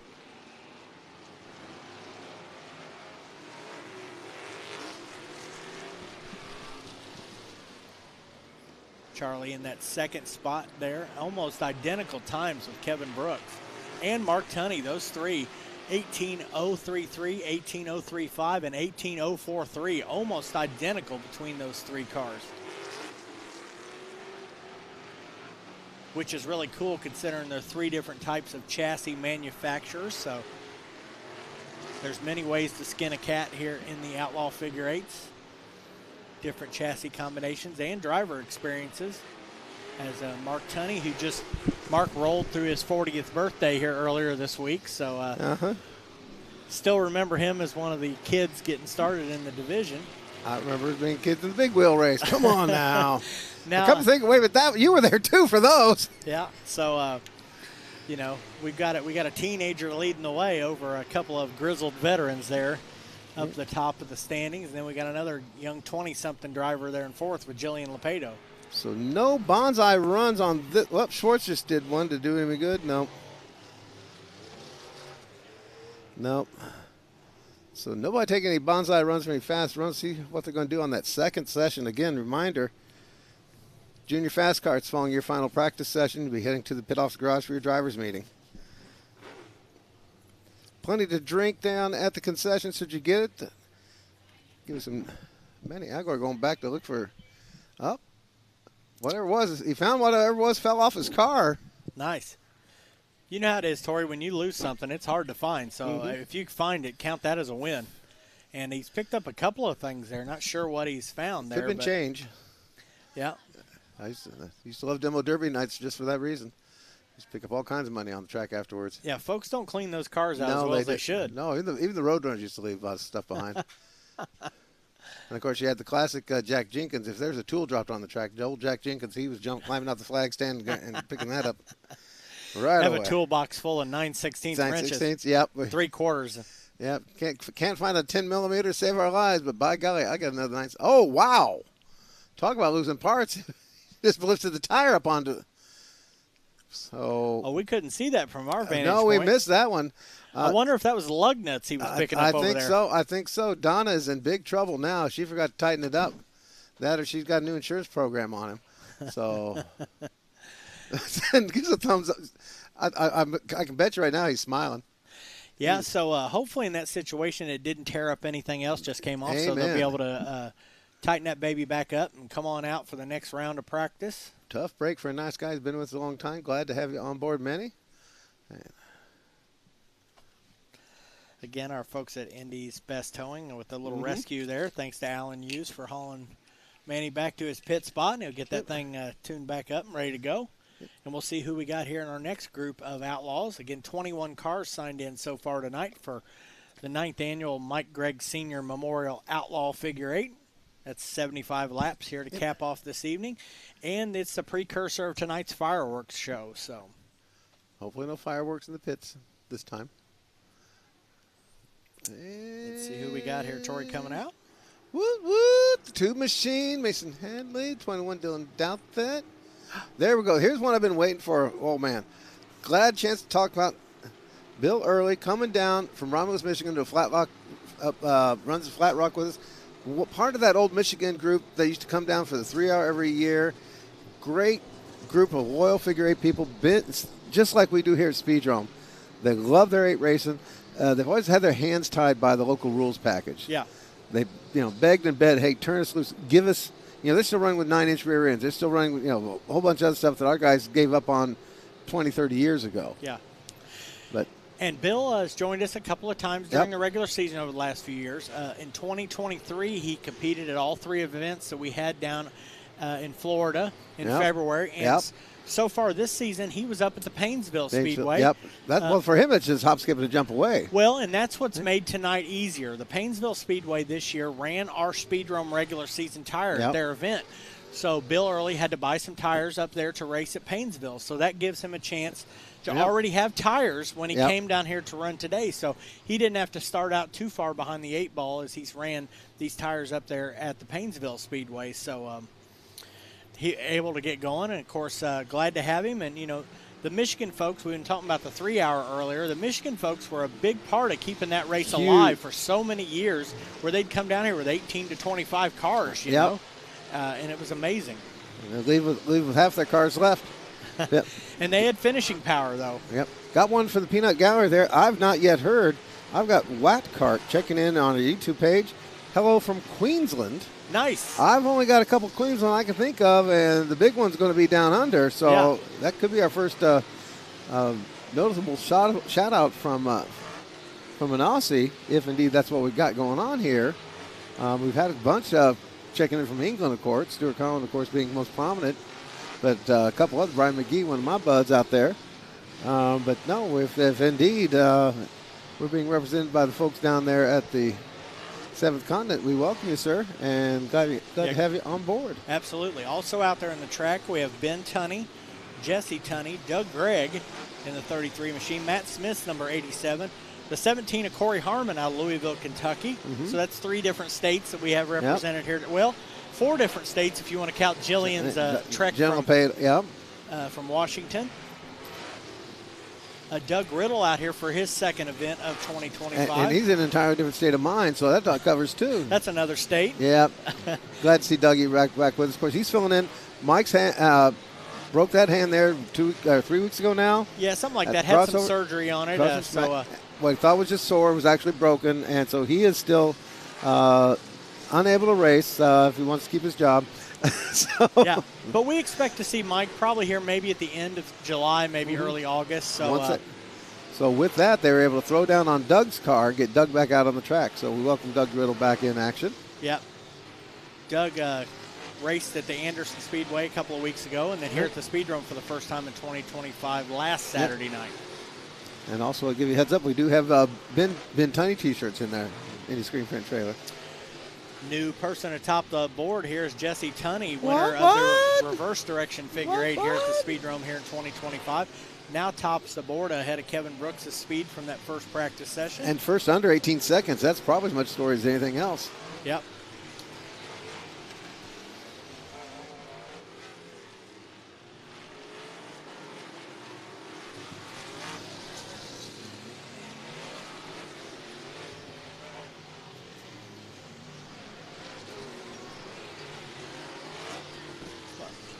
No, I was just showing it off. Matt Smith in the 87. Everybody, of course, putting their best trim on for this race tonight. One of the big ones. These traditional type honor races, especially for something like these, RX, especially the Mike Gregg type things, are the sort of things some of these guys do get dolled up. They do remember working with folks like Mike Gregg. They do remember, for the stockers, it's Brian Luttrell. Chip Branham, of course, brought out a bunch of the factory front-wheel drive guys. And that's kind of something that's near and dear to the heart of these individual racers. So, of course, Doug Gregg's a little long in the tooth, a little tall in the saddle, but still, he's ready to go racing. Gets the operation together, gets Kimmy's ready to go again. Always glad to see how these things pull together. Matt Smith was your fast time so far, 17.8 and change. Yeah, Matt was the 2023 winner of the Mike Gregg Senior Memorial Race.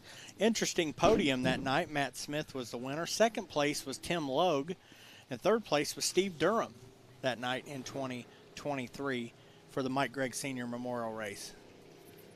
Probably got one more group here coming out. The first car out is we saw him earlier as a part of the gender reveal on the backstretch. You might see a little bit of the blue still for sure he's still a boy, though. Yeah. Also out here in this group. What? Number 29. Yeah, and making his season debut is Tommy St. John. And the return of Dana Tunney in the 11. Yep, good to see both those drivers out. Yep. Also coming out is Chad Sizemore, and while we see Chad on the track, it's been a tough few days for Chad Sizemore and the Sizemore family as Chad's father, Rodney, passed away here. A lot of folks been online here for that one, and already give a shout. We weren't sure. I figured no way that Chad was going to miss because once you become part of the Speedrome family, even when something like this happens, you lose the family members, this is where you gather with your family once again.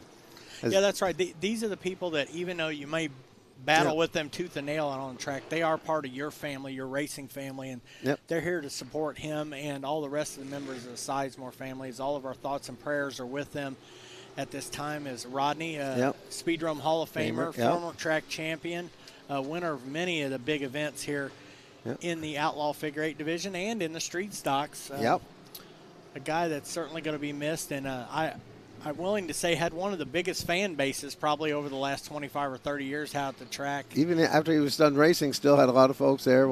Yep. And it was very popular there on the social scene, so that's fine. Yeah, Rodney picked up that raise the roof deal when it was sort of popular and sort of stuck with him, and all his fans would tell him to raise the roof each and every time out there. So definitely someone we're going to be missed, and I'm sure this is probably the best medicine for Chad right now is to get out in that race car and turn some laps. But it's also, in his case, big motivation for tonight's race.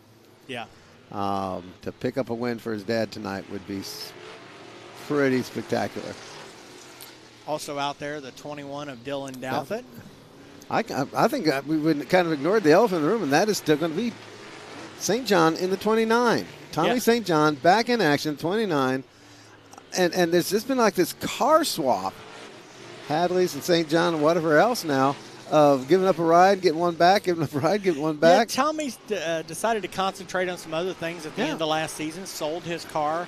Then sort of after he's gotten his business stuff in line, had an opportunity to purchase this ride out of the Mason Hadley stables, and has had a chance to test it a few times, work a few of the bugs out of it.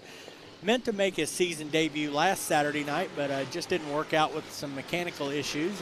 But that's what you test for, rent the track to find out those bugs. And now Tommy's back out here and strong, ready to race here tonight, and it's good to have him back and have a member of the St. John family that's been around here for so many decades and tradition here at the Speedrome. Of course, Tommy has won figure 8 races here at the Speedrome, as well as the Showtime Speedway down in Florida. So no slouch by any stretch of imagination. And also, he's proven he's one of the ones that it's in his blood, because he comes out of hadn't raced in months and goes out and is challenging, sits on the front row with a 3-hour. Yeah. And Tommy was one that obviously the racing was in his blood, but he took a different path. He raced a lot of big tracks in the late models at Winchester, Salem, and Raceway Park and those. And he got kind of late into figure 8 racing, even though he'd been around it his entire life, but quickly adapted to it as well and put his car into victory lane here multiple times at the Speedrome. Of course, his father, Tommy St. John, is the winningest crew chief in world figure 8 history. So definitely not a slouch to get a car prepared for someone as well. I think it'll be time to call. We're going to need our, let's see. Yep, Junior Fast Kart, Junior Fast Karts. Junior Fast Kart, your final practice session. Junior Fast Kart, your final practice session. Junior Fast Kart, your final practice session to the on-track gate. Remember, Junior Fast Karts, you will be having a driver's meeting immediately following the end of your final practice session. Doesn't mean just each time out there, but the end of the division practice session, Junior Fast Kart drivers to the pit office garage for a driver's meeting. We'll be doing the same thing with the factory front-wheel drives at the end of their practice session. Same thing with the street stocks after their final practice session. The same thing for the Outlaws after their final practice session of the day. We welcome all race fans coming on in. Welcome to Indianapolis Speedrome. Tori, quickly before we get out of this last practice, all these guys in this last group are either second or third generation guys here at the Speedrome. That's just amazing. We talked about Tommy St. John with his father, Dana Tunney with his dad, Bruce, Chad with his father, Rodney, and Johnny Hargraves with his father, Johnny. Father and grandfather. Yeah, and Dylan Douthit with his dad, Bobby Douthit, out here. So that sitting here looking at how much tradition, is involved in the short track world, not just at the Speedrome, but every short track around the country. And it's an amazing thing. Yep, there's a kind of thing you grow up with and gets your bug in your system. It's hard to get out. Some people say you can take the boy out of the Speedrome, kind of take the Speedrome out of the boy, and that sometimes shows there. Some of our guys have traveled about to other things, but it is where our roots are at, and we just try to make the best of it and enjoy it as we go along. A little bit of cleanup here. We go to the final round practice for the Junior Fast Karts. Yep, got to switch the stoplights around from the figure 8 to the oval, and also clean up a little bit of that Mertlow mess there on the front stretch. Somewhat of a concern there. Obviously, these Junior Fast Karts run on a fairly slick tire and no suspension, that sort of thing, and they will tend to run up a little bit close to the wall when they're doing things wrong. Yeah, and what them guys did is they put that oil dry down on there knowing that we had figure 8 practice and nobody was going to be up there, so they let that soak in for a couple of those practice sessions, but now as the oval is getting ready to go back into effect there, cleaning up the oil dry there and let it do its job there over the last 15 or 20 minutes or so. I'm sure this is going to be a lot more compact round of practice with the time that we have available. And as you mentioned, these groups need to head for a driver's meeting after their practice is complete. And the first ones to do that will be the junior fast cars. After they finish this round of practice, they'll be having their driver's meeting in the tech garage. And there's 3 other classes that have those drivers' meetings as well, Tori, after the final factory front-wheel drives will have one as well when their practice session ends. And the street stock figure 8s will have one as also. And then the Outlaws at the end of the practice session overall. So make note of that, folks, in the pit area. After your junior fast car practice here, the last group goes out. You need to head to the tech building, please.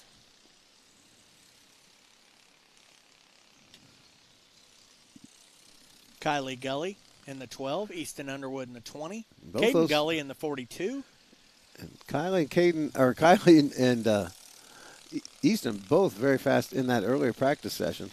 Brooklyn Vinegar and the 87, the 64 of Peyton Reiner, the 27 of James Rogers, the 47 of Walker Hargraves, the 88 of Lola Arthur, and the 28 of Balin Arthur, along with the newcomer, the 17M of Kristen Melson.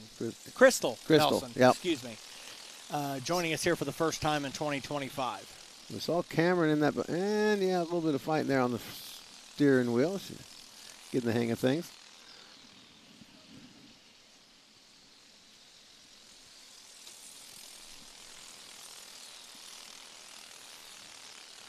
We'll see how many laps we get in here. These groups, as we mentioned, we're a little behind on time. That round took a little longer than we thought, but it's because of pure car count.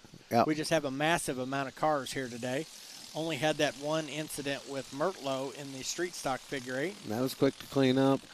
I'm just actually right now, my job is to kind of keep an eye on the Melson 17 as she gets a little bit more confidence, especially coming off the turns. 124 is the car count for the pit area. No, one of the other stories, it's a backup car for the 64 of Reidner after getting more than her share of biffs and bangs here the last couple of races. Oh, we got a red flag for. Fortunately, that may have been just the checkered flag. We got red and checkered. So don't see any incident on the track. So he might have got that red flag before we got the checkered flag. Either way, it means the end of the round there. We got one cart checking in at the gate over there, but I don't think that was any sort of. No, that was Reidner. She was fine at the time it came out. Yeah. Somebody just got in the mood, I guess. I'm seeing 22 Outlaw figure 8 cars now, Tori, so I'm trying to figure out who we missed here. Who else comes in late? I know Bobby Whitaker didn't come out during that practice there, and that's sort of Bobby's MO there. That may have just been the number just before practice, and I didn't catch it, but 124 total cars in the pit area. That's outstanding. 22 Outlaw figure 8 cars, 15 street stocks, 16 factory front-wheel drives, 30 legend cars, 31 junior fast carts, and 10 Ford figure 8 machines. That's one heck of a program, so need to get on out here tonight for the races. Plus, not only is 124 cars to put on a show for you, we have the fabulous fireworks show at the end of the evening from our friends at Circle City Pyrotechnics.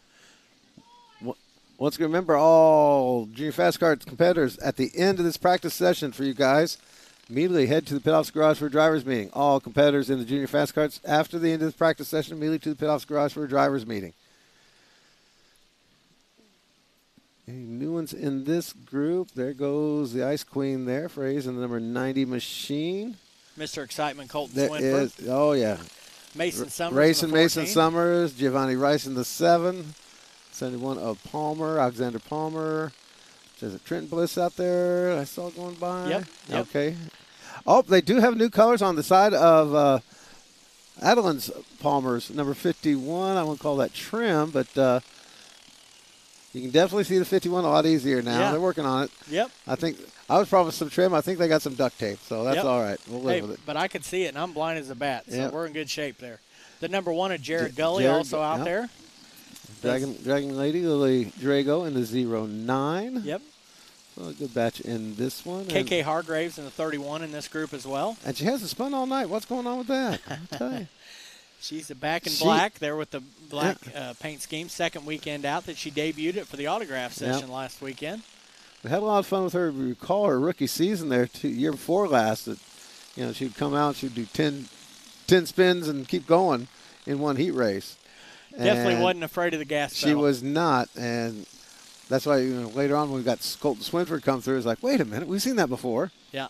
But no, not afraid of the gas, and she's definitely straightened up. And she's running top 5 in points. Yeah, definitely a title contender here in 2025.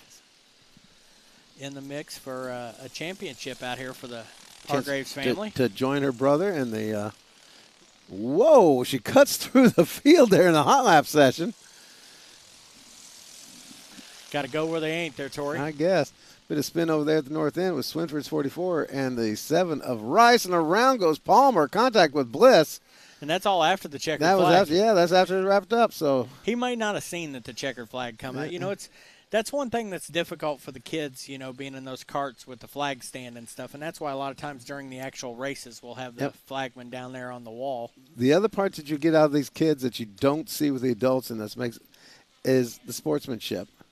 Immediately after that spin there, KK goes down, check on Trenton. Yeah. Generally speaking, I had to laugh. One of the versions they got me, also the camaraderie, talking to one of the moms, and she says, you haven't figured out, they were getting ready to go back and swap their shoe back with somebody because for some reason they swapped a shoe with with the other racers, and they think now that's a good luck thing. So they couldn't, but the moms couldn't figure out how come the kid comes back with two unmatched shoes because they never got swapped back.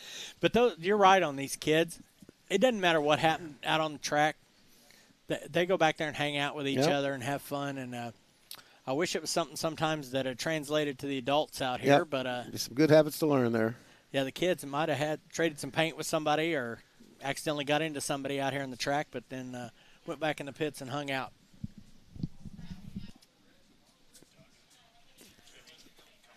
Another session ready to come out as we clear the track. Alexander Palmer's number 71 right now. Had trouble getting off the surface.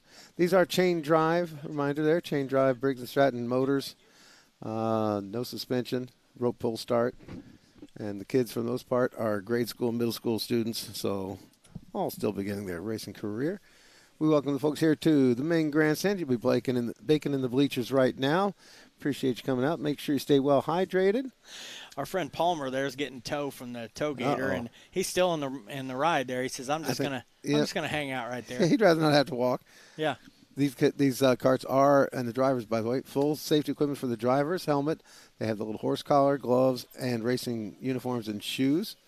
And those of you that were out here last week for the autograph session, very cool to meet these young drivers out here and get a photo and get their autograph and stuff. A lot of fun. I got my whole bag full of their little hero cards. Nice. Yep. Got the 4 machine of Crouch, 6'2" of Ross. This will probably be the final Alexis batch Hughes, here. I don't know if Alexis came in the first session. She's out there in the 0 machine. No, I think it's probably Nora.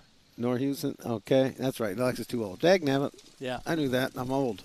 Yeah, that might have been a cart that she piloted, though, out of the family stables there. 9-Finger Billy's out here in this one, the 38. And following this practice session, looks like a few at the end of this practice session, all junior fast carts to the Pit-Offs Garage for Drivers meeting. Following this final session, all junior fast carts drivers to the Pit-Offs Garage for Drivers meeting. Some of you can head that way now if you like. We'd ask that you please don't bring the entire entourage, but one parent guardian per driver. You can bring the driver along, but please don't bring the whole entourage. It gets crowded there. Obviously, we have a parent and the driver. You're talking about 60 kids already. So we ask that you please, though, at the end of this drivers meeting, or into this practice session, head out to Pit-Offs Garage for a drivers meeting. Also out in this group, we have the Ross brothers, Brian and Nick, as well as the 02 of Corbin West, the 4 of Ryan Crouch Jr., you mentioned Billy Pittman and Nora Hughes already out there in this group. And all of these kids have won a feature. I think Nora picked up one last year, didn't she? Possibly. Crouch, I know, hasn't been to Victory Lane. Still his rookie year. Oh, though. okay. I thought Ryan picked up one. Okay. Nope, he's had a good I believe run, I got too. one in that car, though. Okay. And got Legend Cars up next. Legend Cars up next. Legend Cars up next.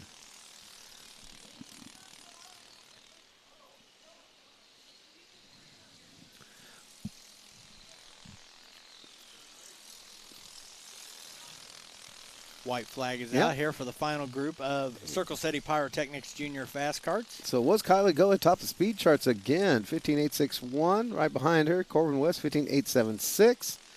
Giovanni Rice at 7. Whoop. Did we just change that? Yes, we did. Corbin West just set the fast one, 15.674. Then a 15.861 for Kylie. Giovanni Rice, 15.979. And everybody else 16 or above. Lily Drago, fourth quick. Lily Drago, fourth quick. I'm sorry I called you slow, girl. Lily Drago, fourth quick at a 16.060. She said, take that, Tori. I guess so. Easton Underwood, fifth quick on the podium there. 16 and change on that, 16.061. Let's see, the spread, 15.6. Let's see, 1 second difference between first and 20th or so. Wow. Maybe 19th, okay. That's pretty good, Tori. Yep. That's usually the legend car spread. The kids are just amazing here in these junior fast karts. Yep. And again, last week had 2 out of the 3 features won by first-time winners. Yep. So really exciting to see that. Junior Fast Karts, your driver's meeting is now. Junior Fast Karts, your driver's meeting is now. We need one guardian and the driver. Junior Fast Karts, your driver's meeting is now, please. Junior Fast Karts to the pit office garage for your driver's meeting. Junior Fast Karts to the pit office garage for your driver's meeting at this time. And why do we have to say it so many times? Because they're race car drivers. They're not secretaries. Here we go for the Bruce Litton Trailer Sales Legends. Again, there's 31 of these folks here tonight, too, and we're going to have split features.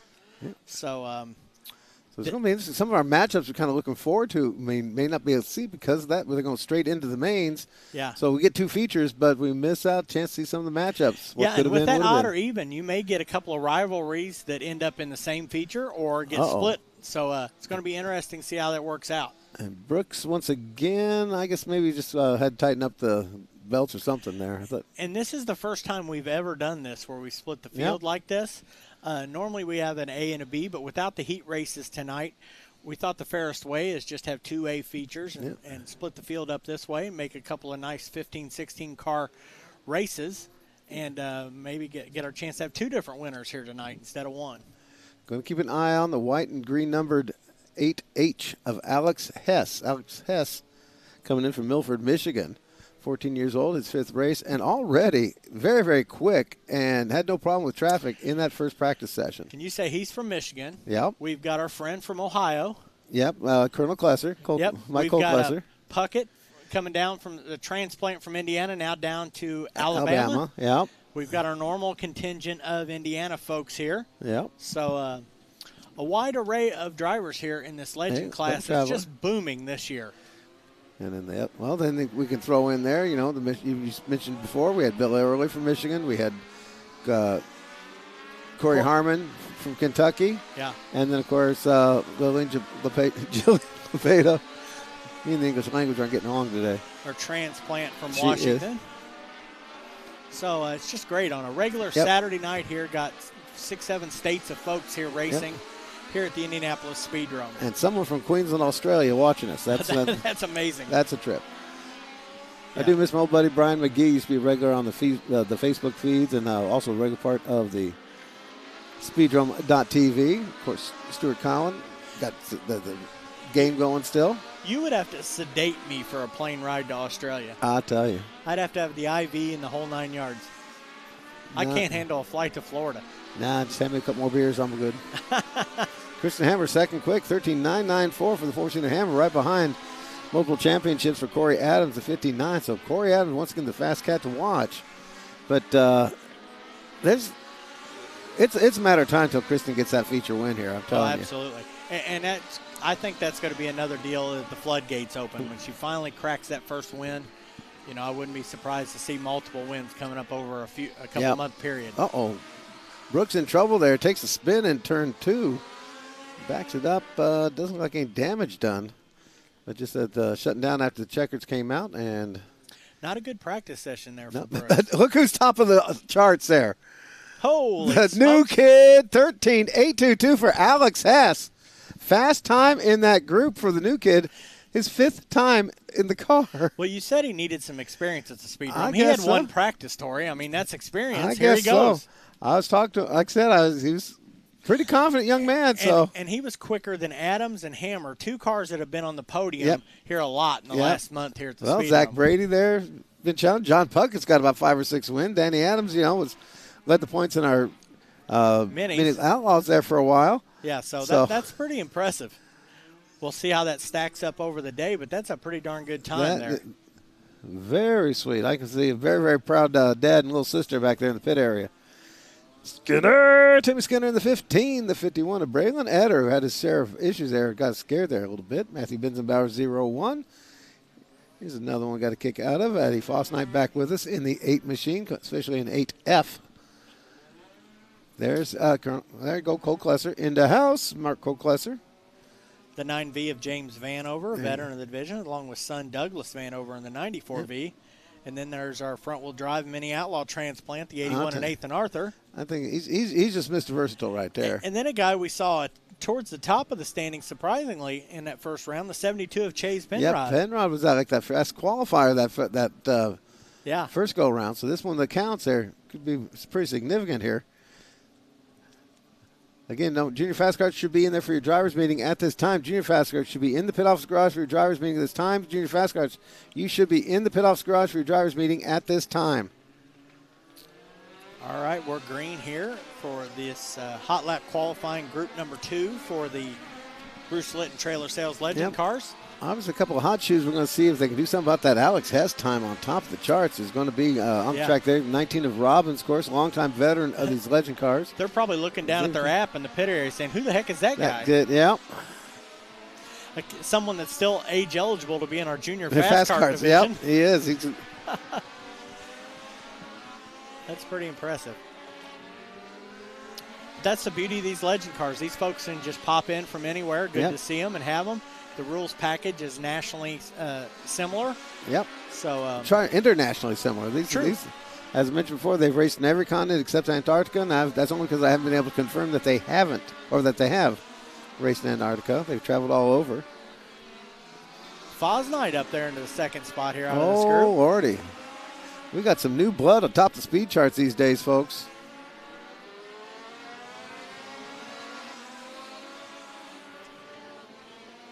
See who else can crack up there. The old veteran John Robbins up into the top 5. Yeah. Telltale Heart's going to be with King, and I think Weaver's got some speed tonight. Absolutely. Yeah, in fact, those two out-qualified. Corey Adams is a huge story right off the bat. Yeah. There it is. John Robbins, top the chart.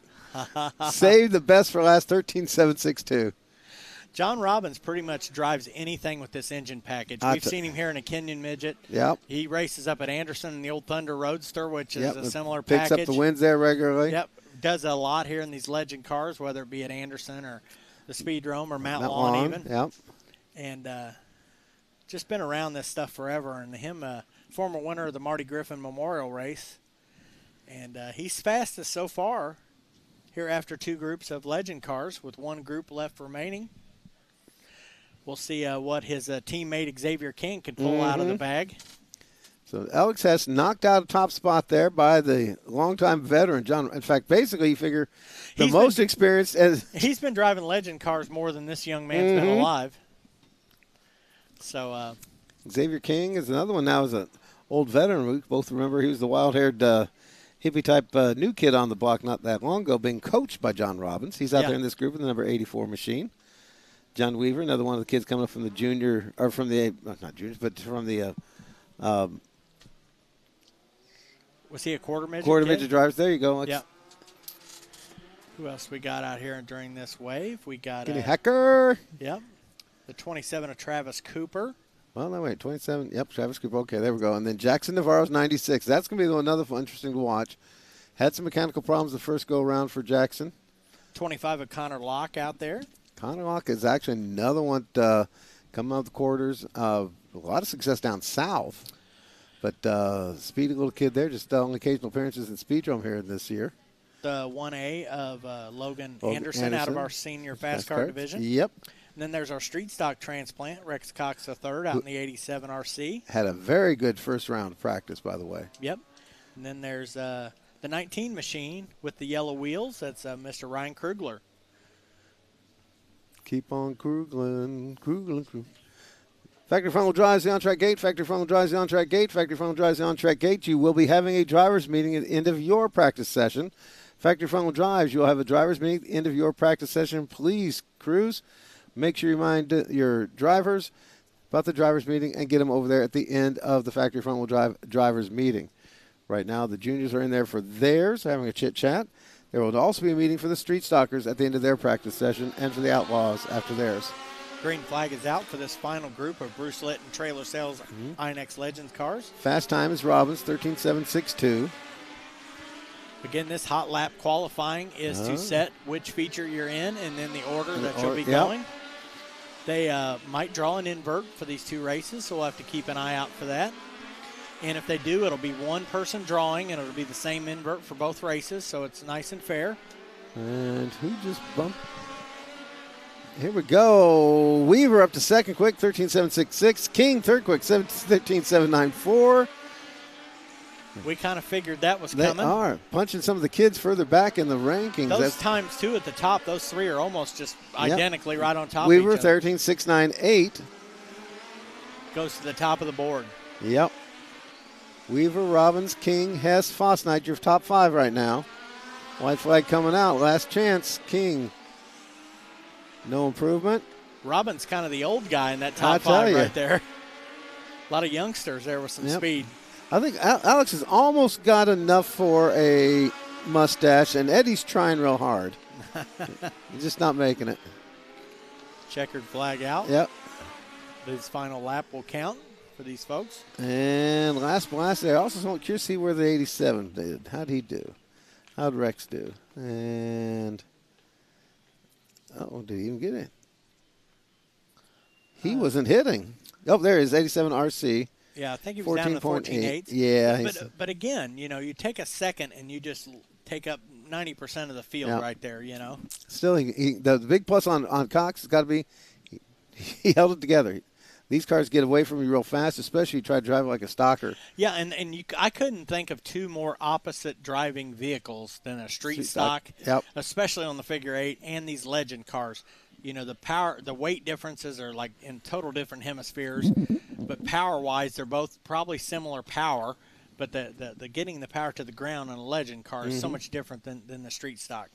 Factory front wheel drives up next. Remember, crews, get your factory front wheel drivers to the pit-off garage for their drivers meeting immediately following this practice session. Factory front wheel drives, get your drivers to the drivers meeting immediately following this practice session. Scott Stewart come back out in the green machine 20. Boy, you talk about a heartbreak from that one there, from that Chip Branham race. Yeah, and I tell you what, he got turned around in such an odd angle and backed into the fence that his transponder was destroyed. I got to look at that thing, and it looked like somebody beat it with a hammer. But it was just from the angle that his car was backed into the fence at the Chip Branham Memorial race. So good to see him back out. Didn't see him in that first round of practice. No. So he might have just got to the track. Let's check on our overall car count here during this last wave. And just a reminder, this is Scott Stewart Jr., by the way. Senior, of course, runs in our adult fast car division, senior fast car division. 127 cars in the pit area. There you go. 127 cars. Looks like we may have had another Outlaw figure 8 car added on. Let me see if I can figure that out as we're up to 22. I think Chad Seisman in one of the yeah, I think that's what I was. Just had Chad in my head and assumed he was signed in. So 22 Outlaws, 15 street stocks, 17 front-wheel drives, 30 Legends, 33 junior fast carts, and 10 Fords. So the 94 is going to be Travis Harmon out there in the orange machine going down the back stretch, being chased by the 00 of Raiden Eversole. Eversole trying to win the championship here in 2025. Something his dad was top competitor in. Jessica Bush in the 51 having one of her best seasons, being chased in the number 51 machine by the 20 machine of Scott Stewart Jr., who wants to be a champion so bad. Then you're going to have the number 41 ride of Jalen Summers running top 5 in points. Just got done graduating from the fast carts into the factory front wheel drives. Yeah, and done a nice job adapting. He has. Chris Knapp in the 5 machine, but another one of those families been with us forever out of the stock division. Old Lady Snap and the kids afterwards. He's got right now, second in points right now in the division, running Yep. great. You got Zach Hall in the 333, the white hatch. Figure 8 winner this year. And he's begging us for another figure 8 race, by the way. New first night out for the 129, right? And that gives you an idea of the fun you can have in this division. Donnie Goodwin in that grocery getter, 129. No, it's not fast, but you know what? He's on the track and you're not. So he gets to go out racing with his race car tonight. So And probably got a big old smile on his face. He does. So that's part of the joy of being here on these short track racing here at the Speedrome and other race tracks all over the world, that you can get that experience. You're not going to get a chance to drive Indy and actually go race somebody at Indy. You might be able to do the little drive along tour 35 mile an hour, but they ain't going to let you go race anybody.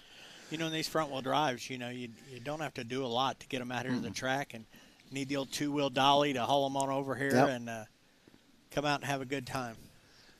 We will have in August there another event for the grocery getter division, which is literally taking these size cars and just stripping it out. And got some new events that have been added onto there, so we'll be posting stuff about that here this week here at the Speedrome, and a lot more fun for the fans and a lot more fun for the drivers coming up here on August 2nd. Which is the idea of the division. It's a driver division. 44 is going to be scored as the 64, Don Van Valkenburg. 15, of course, is going to be Jaden Steele back out there. That's curious. I guess that is. So Steele picked up this car from Dodson. Okay. They're doing pretty good with it. 22 of Matthews. 33 of Braden Smith looking out for a little justification. He's going to score as a 331, I guess, in deference to Kimmy Gregg's 33. Yeah, I think this is the first time this year we've had both 33 cars out here. So.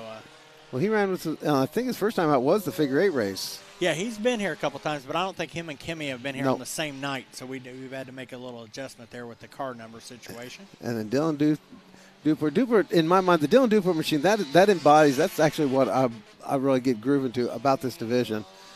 It's second season for this car, fourth season overall for the operation with a similar outlook.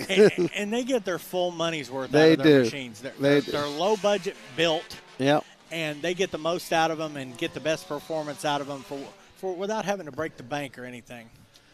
I'm up to a red flag. I'm not sure maybe to squeeze another car in or into the session. Also had the number 54 ride out there.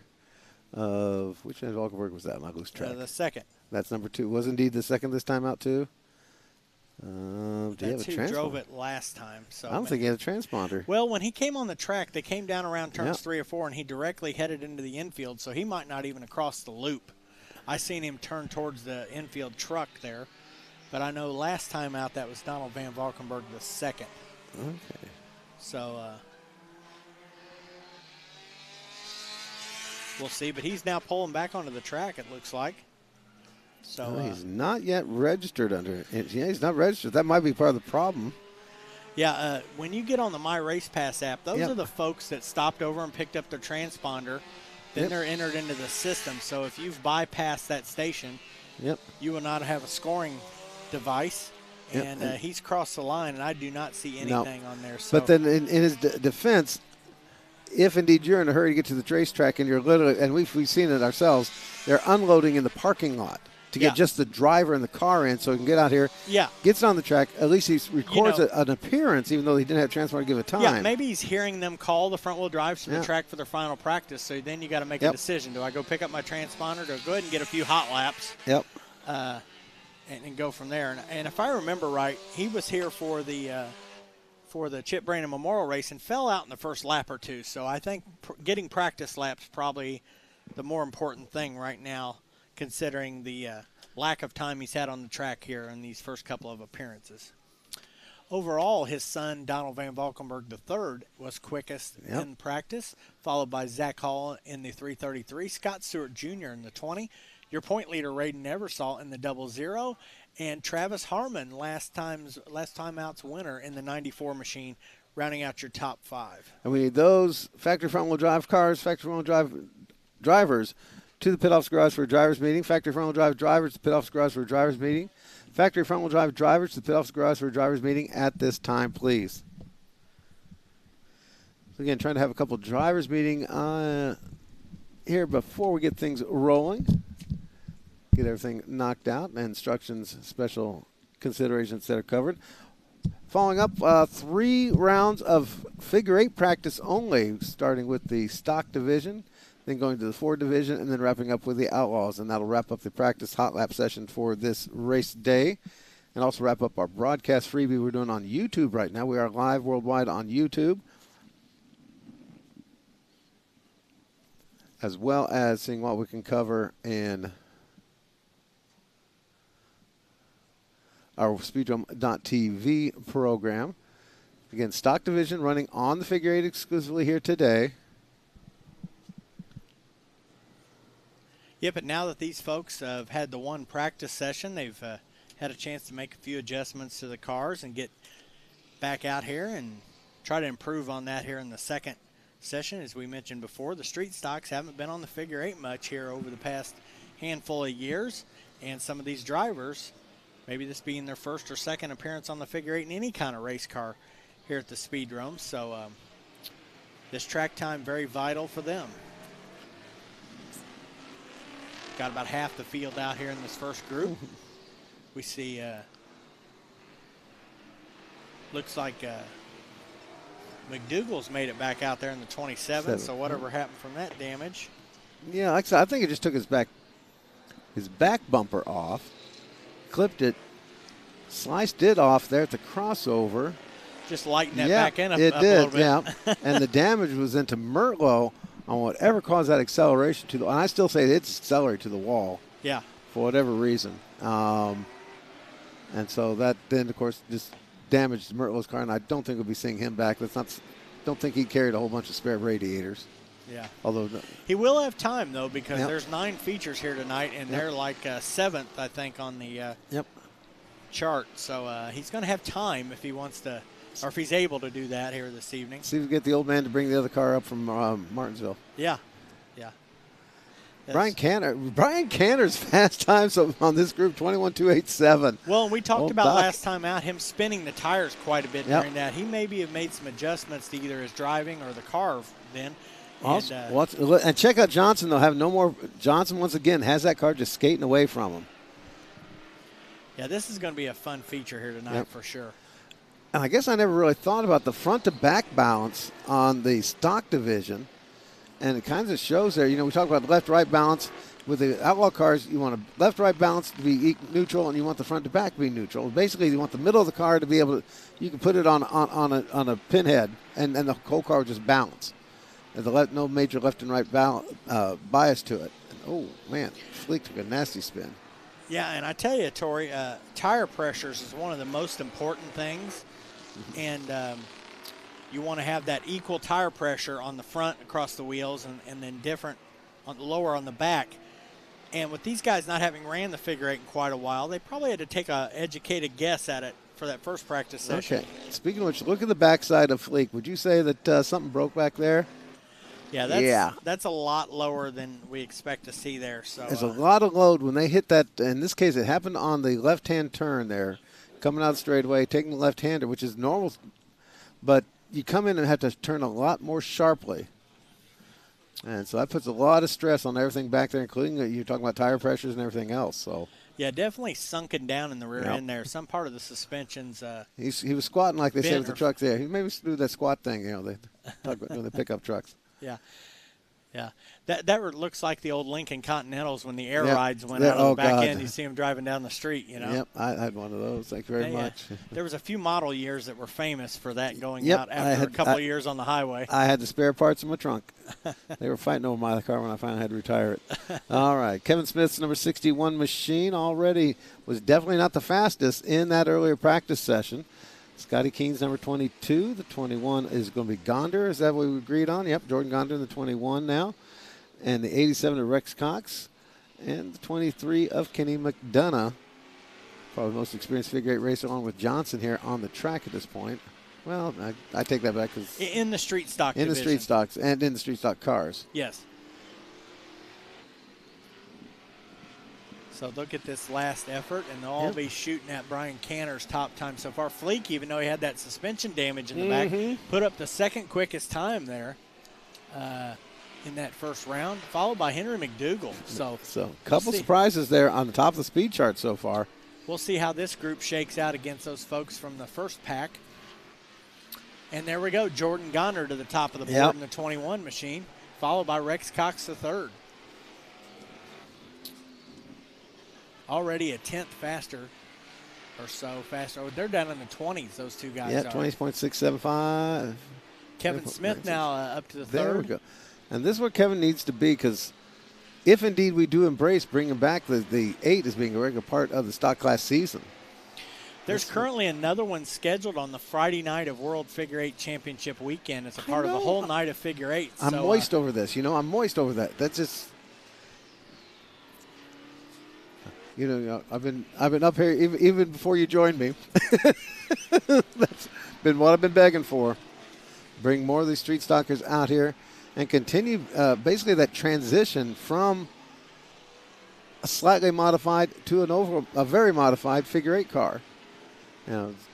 As a feeder for the Outlaw class or Pro Stock, whatever division you want to call it. I mean, these cars as they stand, it's not like in the days back with the Novas when we would transition, an Eddie Van Meter or an Earl Brown, who hated the figure 8, but Eddie loved it obviously, but transition their stock class car into a midfield Pro Stock car. Sure. These are going to be a little bit more difficult matching up with the Outlaws type, but you got to start somewhere. And as we mentioned, once you have a few more of these races, these guys will learn more and more about their cars and adjustments they need to make on it, plus gain that valuable experience, and it'll just improve each time out. Now, I'm not saying we go for, some racetracks have that problem, they add that extra class, but I'm thinking, just adding that extra part of the championship well, chase. And that was a thought in that. As I mentioned, the last street stock figure 8 we had was a non-points event, and since it was non-points, there was only like 6 or 7 cars that showed up for it.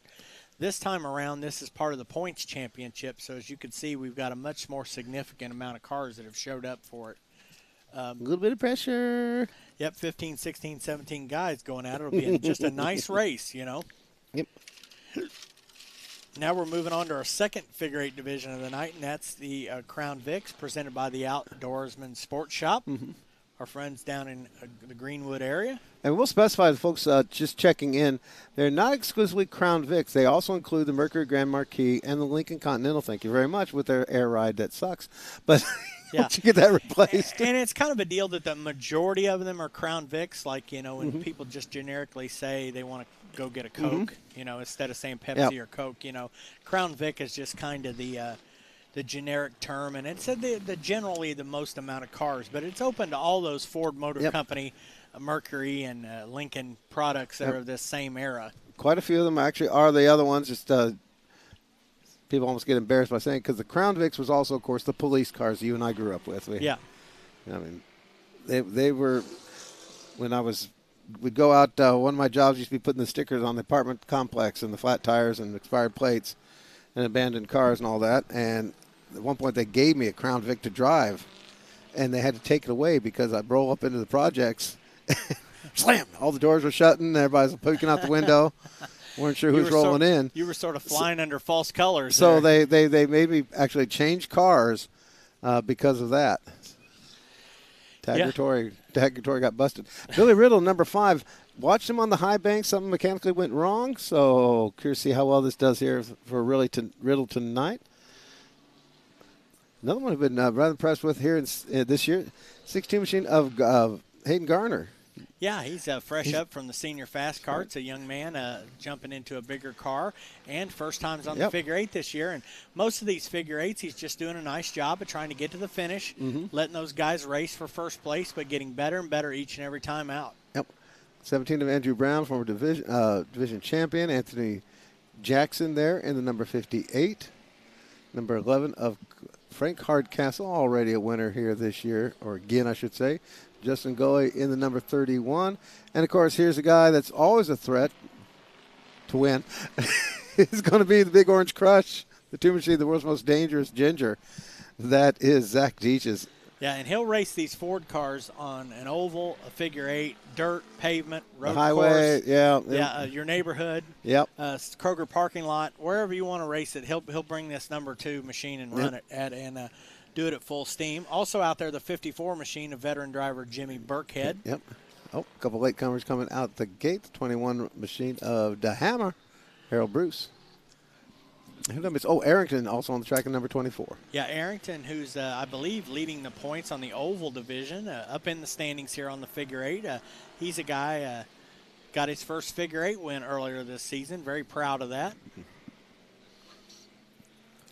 And again, another example of these cars. He's been branching out over to the dirt track over at Circle City with us and had some fun with that one as well, as do several of these guys. Frank Hardcastle, his boy Cody's a regular over there at the dirt track. Frank's run there many times himself. Zach will run there, no problem. He's got wins over there at the dirt track. So yeah, and it's not a big deal. You just basically load this car up on the trailer and head it over there. Same tires, same everything. Made just tire pressure and stuff, and turn it loose, you know.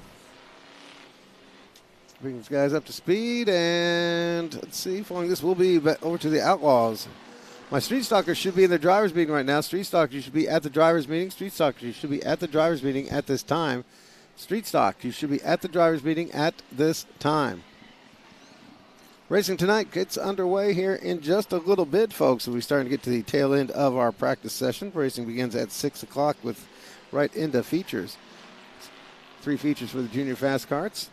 Pair of features for the legend cars, factory front wheel drives, street stocks on the 8, Fords on the 8, the Outlaws on the 8, and then right to fireworks. Glad to have you come on out and join us. Looks like we got balloon animals going at it today, so. Nice. Yep. See a couple of headdresses there heading up, in the stands, and the old balloon animals. Yep. Don't get the ones that say Ramses or Magnum, but by golly, get you a balloon animal here at the Speedrome. Let's see. Are we going to start taking bets of how many of these will last the night? I got a BB gun. Take white flag out. A little bit of fun here at practice session. Yep. Frank Hardcastle, our fast cat, 20973 for the 11 machine. Billy Riddles, number 5, 21.170. Andrew Brown, the 17, 21.310. The Hammer, Harold Bruce, 21.409. And Zach teaches that Orange Crush, 21.471.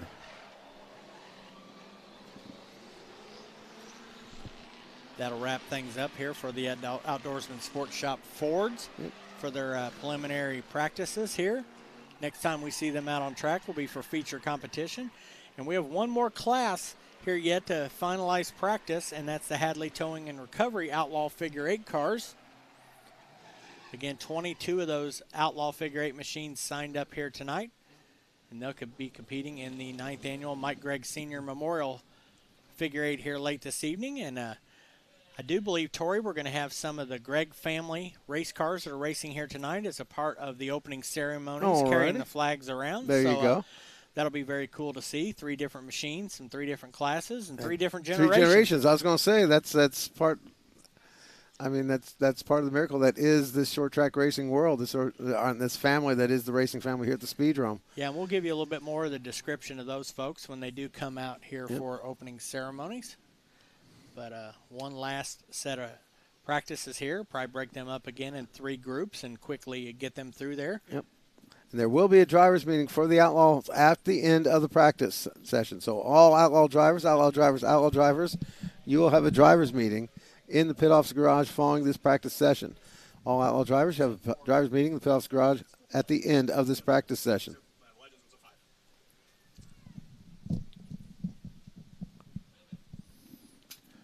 All right, we'll get these racers out here and get through that. And, of course, when they have their driver's meeting, we could still be doing some things out on track, getting ready for the opening ceremonies and get things underway.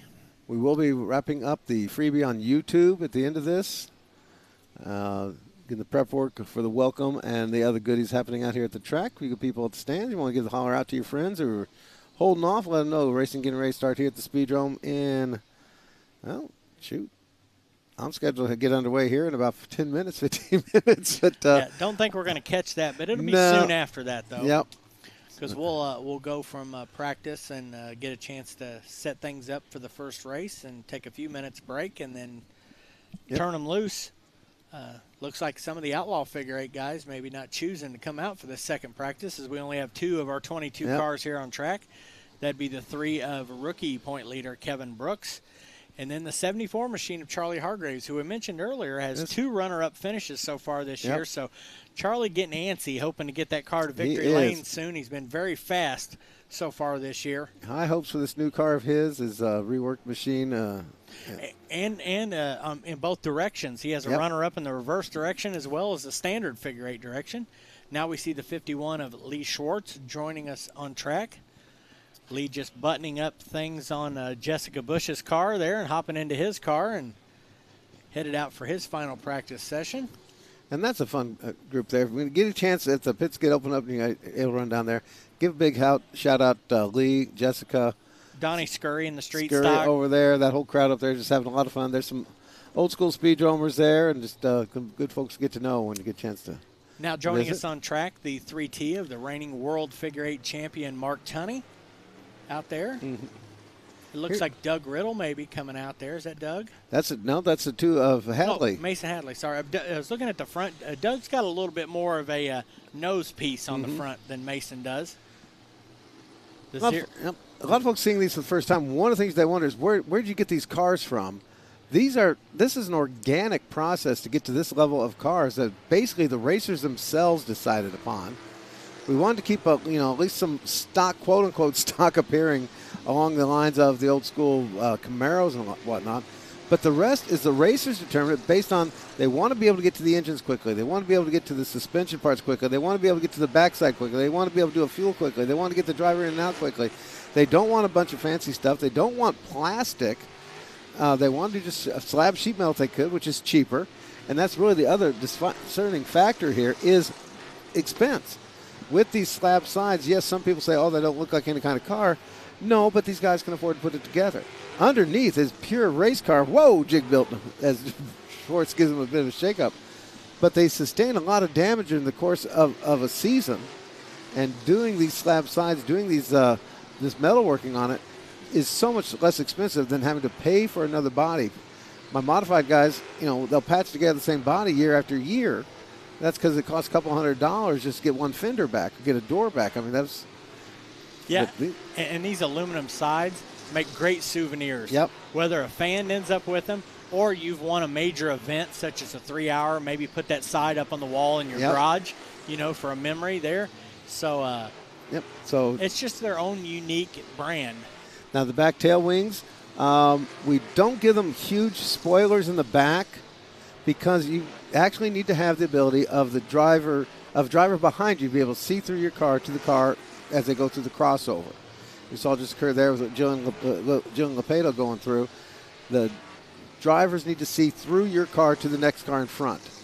And so for visibility of the driver, that's very significant to not have solid metal wings all blocking the view of everything. Yeah, and they're not only relying on their vision looking straight ahead or through their mirror looking dead behind, but that peripheral vision that they need at the intersection to glance and look through those wings and assess what's going on as they're making that decision to go through the crossover. And it's just split-second timing. And some of the best drivers in the world you'll see run the Outlaw figure 8 cars, in my opinion. Another session coming up. I think that might be Dana Tunney. There's Corey Harmon's number 17 machine. Dana Tunney's number 11. 21 of Doug Riddle. There you go. Yeah, he's got a little bit more of a nose piece there, and I sort of mistaken Mason Hadley's car, and they're both white. Yep.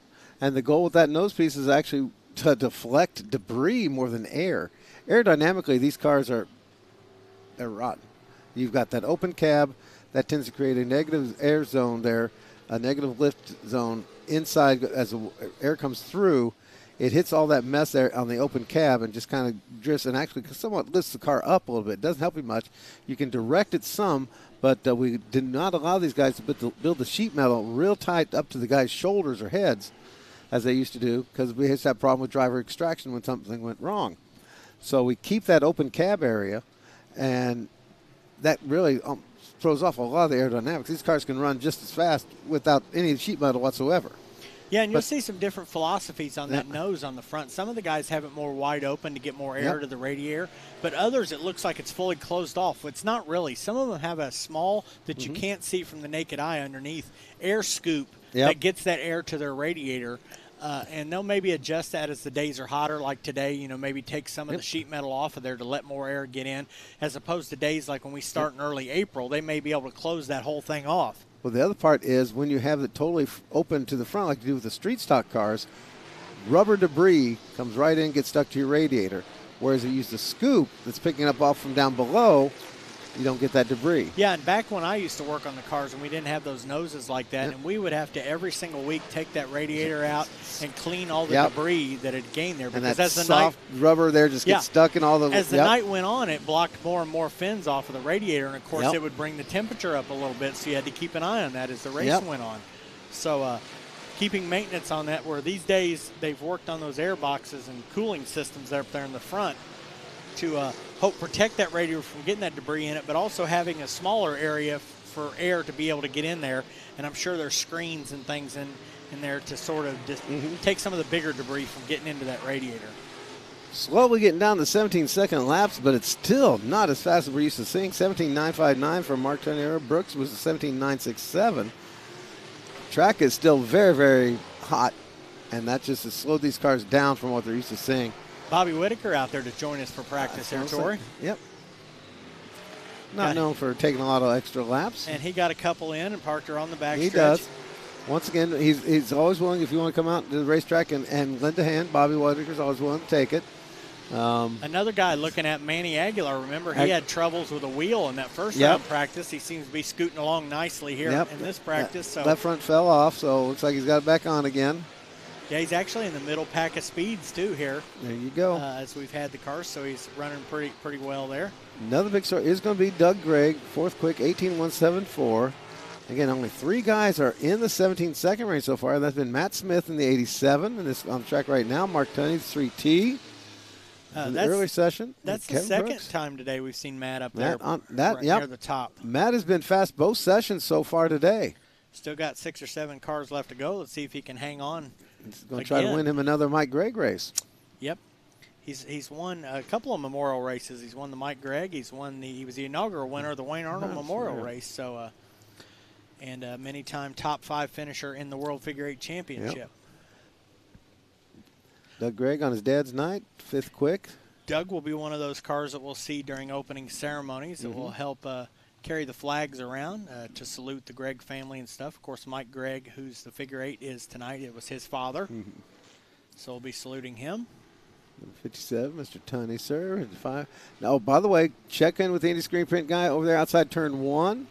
Ask about the Tunney shirts he's got. He's got a couple Tunney shirts available. Of course, we know Ben and Mark. Not sure where he's at on Jesse and Austin shirts at this point. He does have Phil's Tunney shirts left.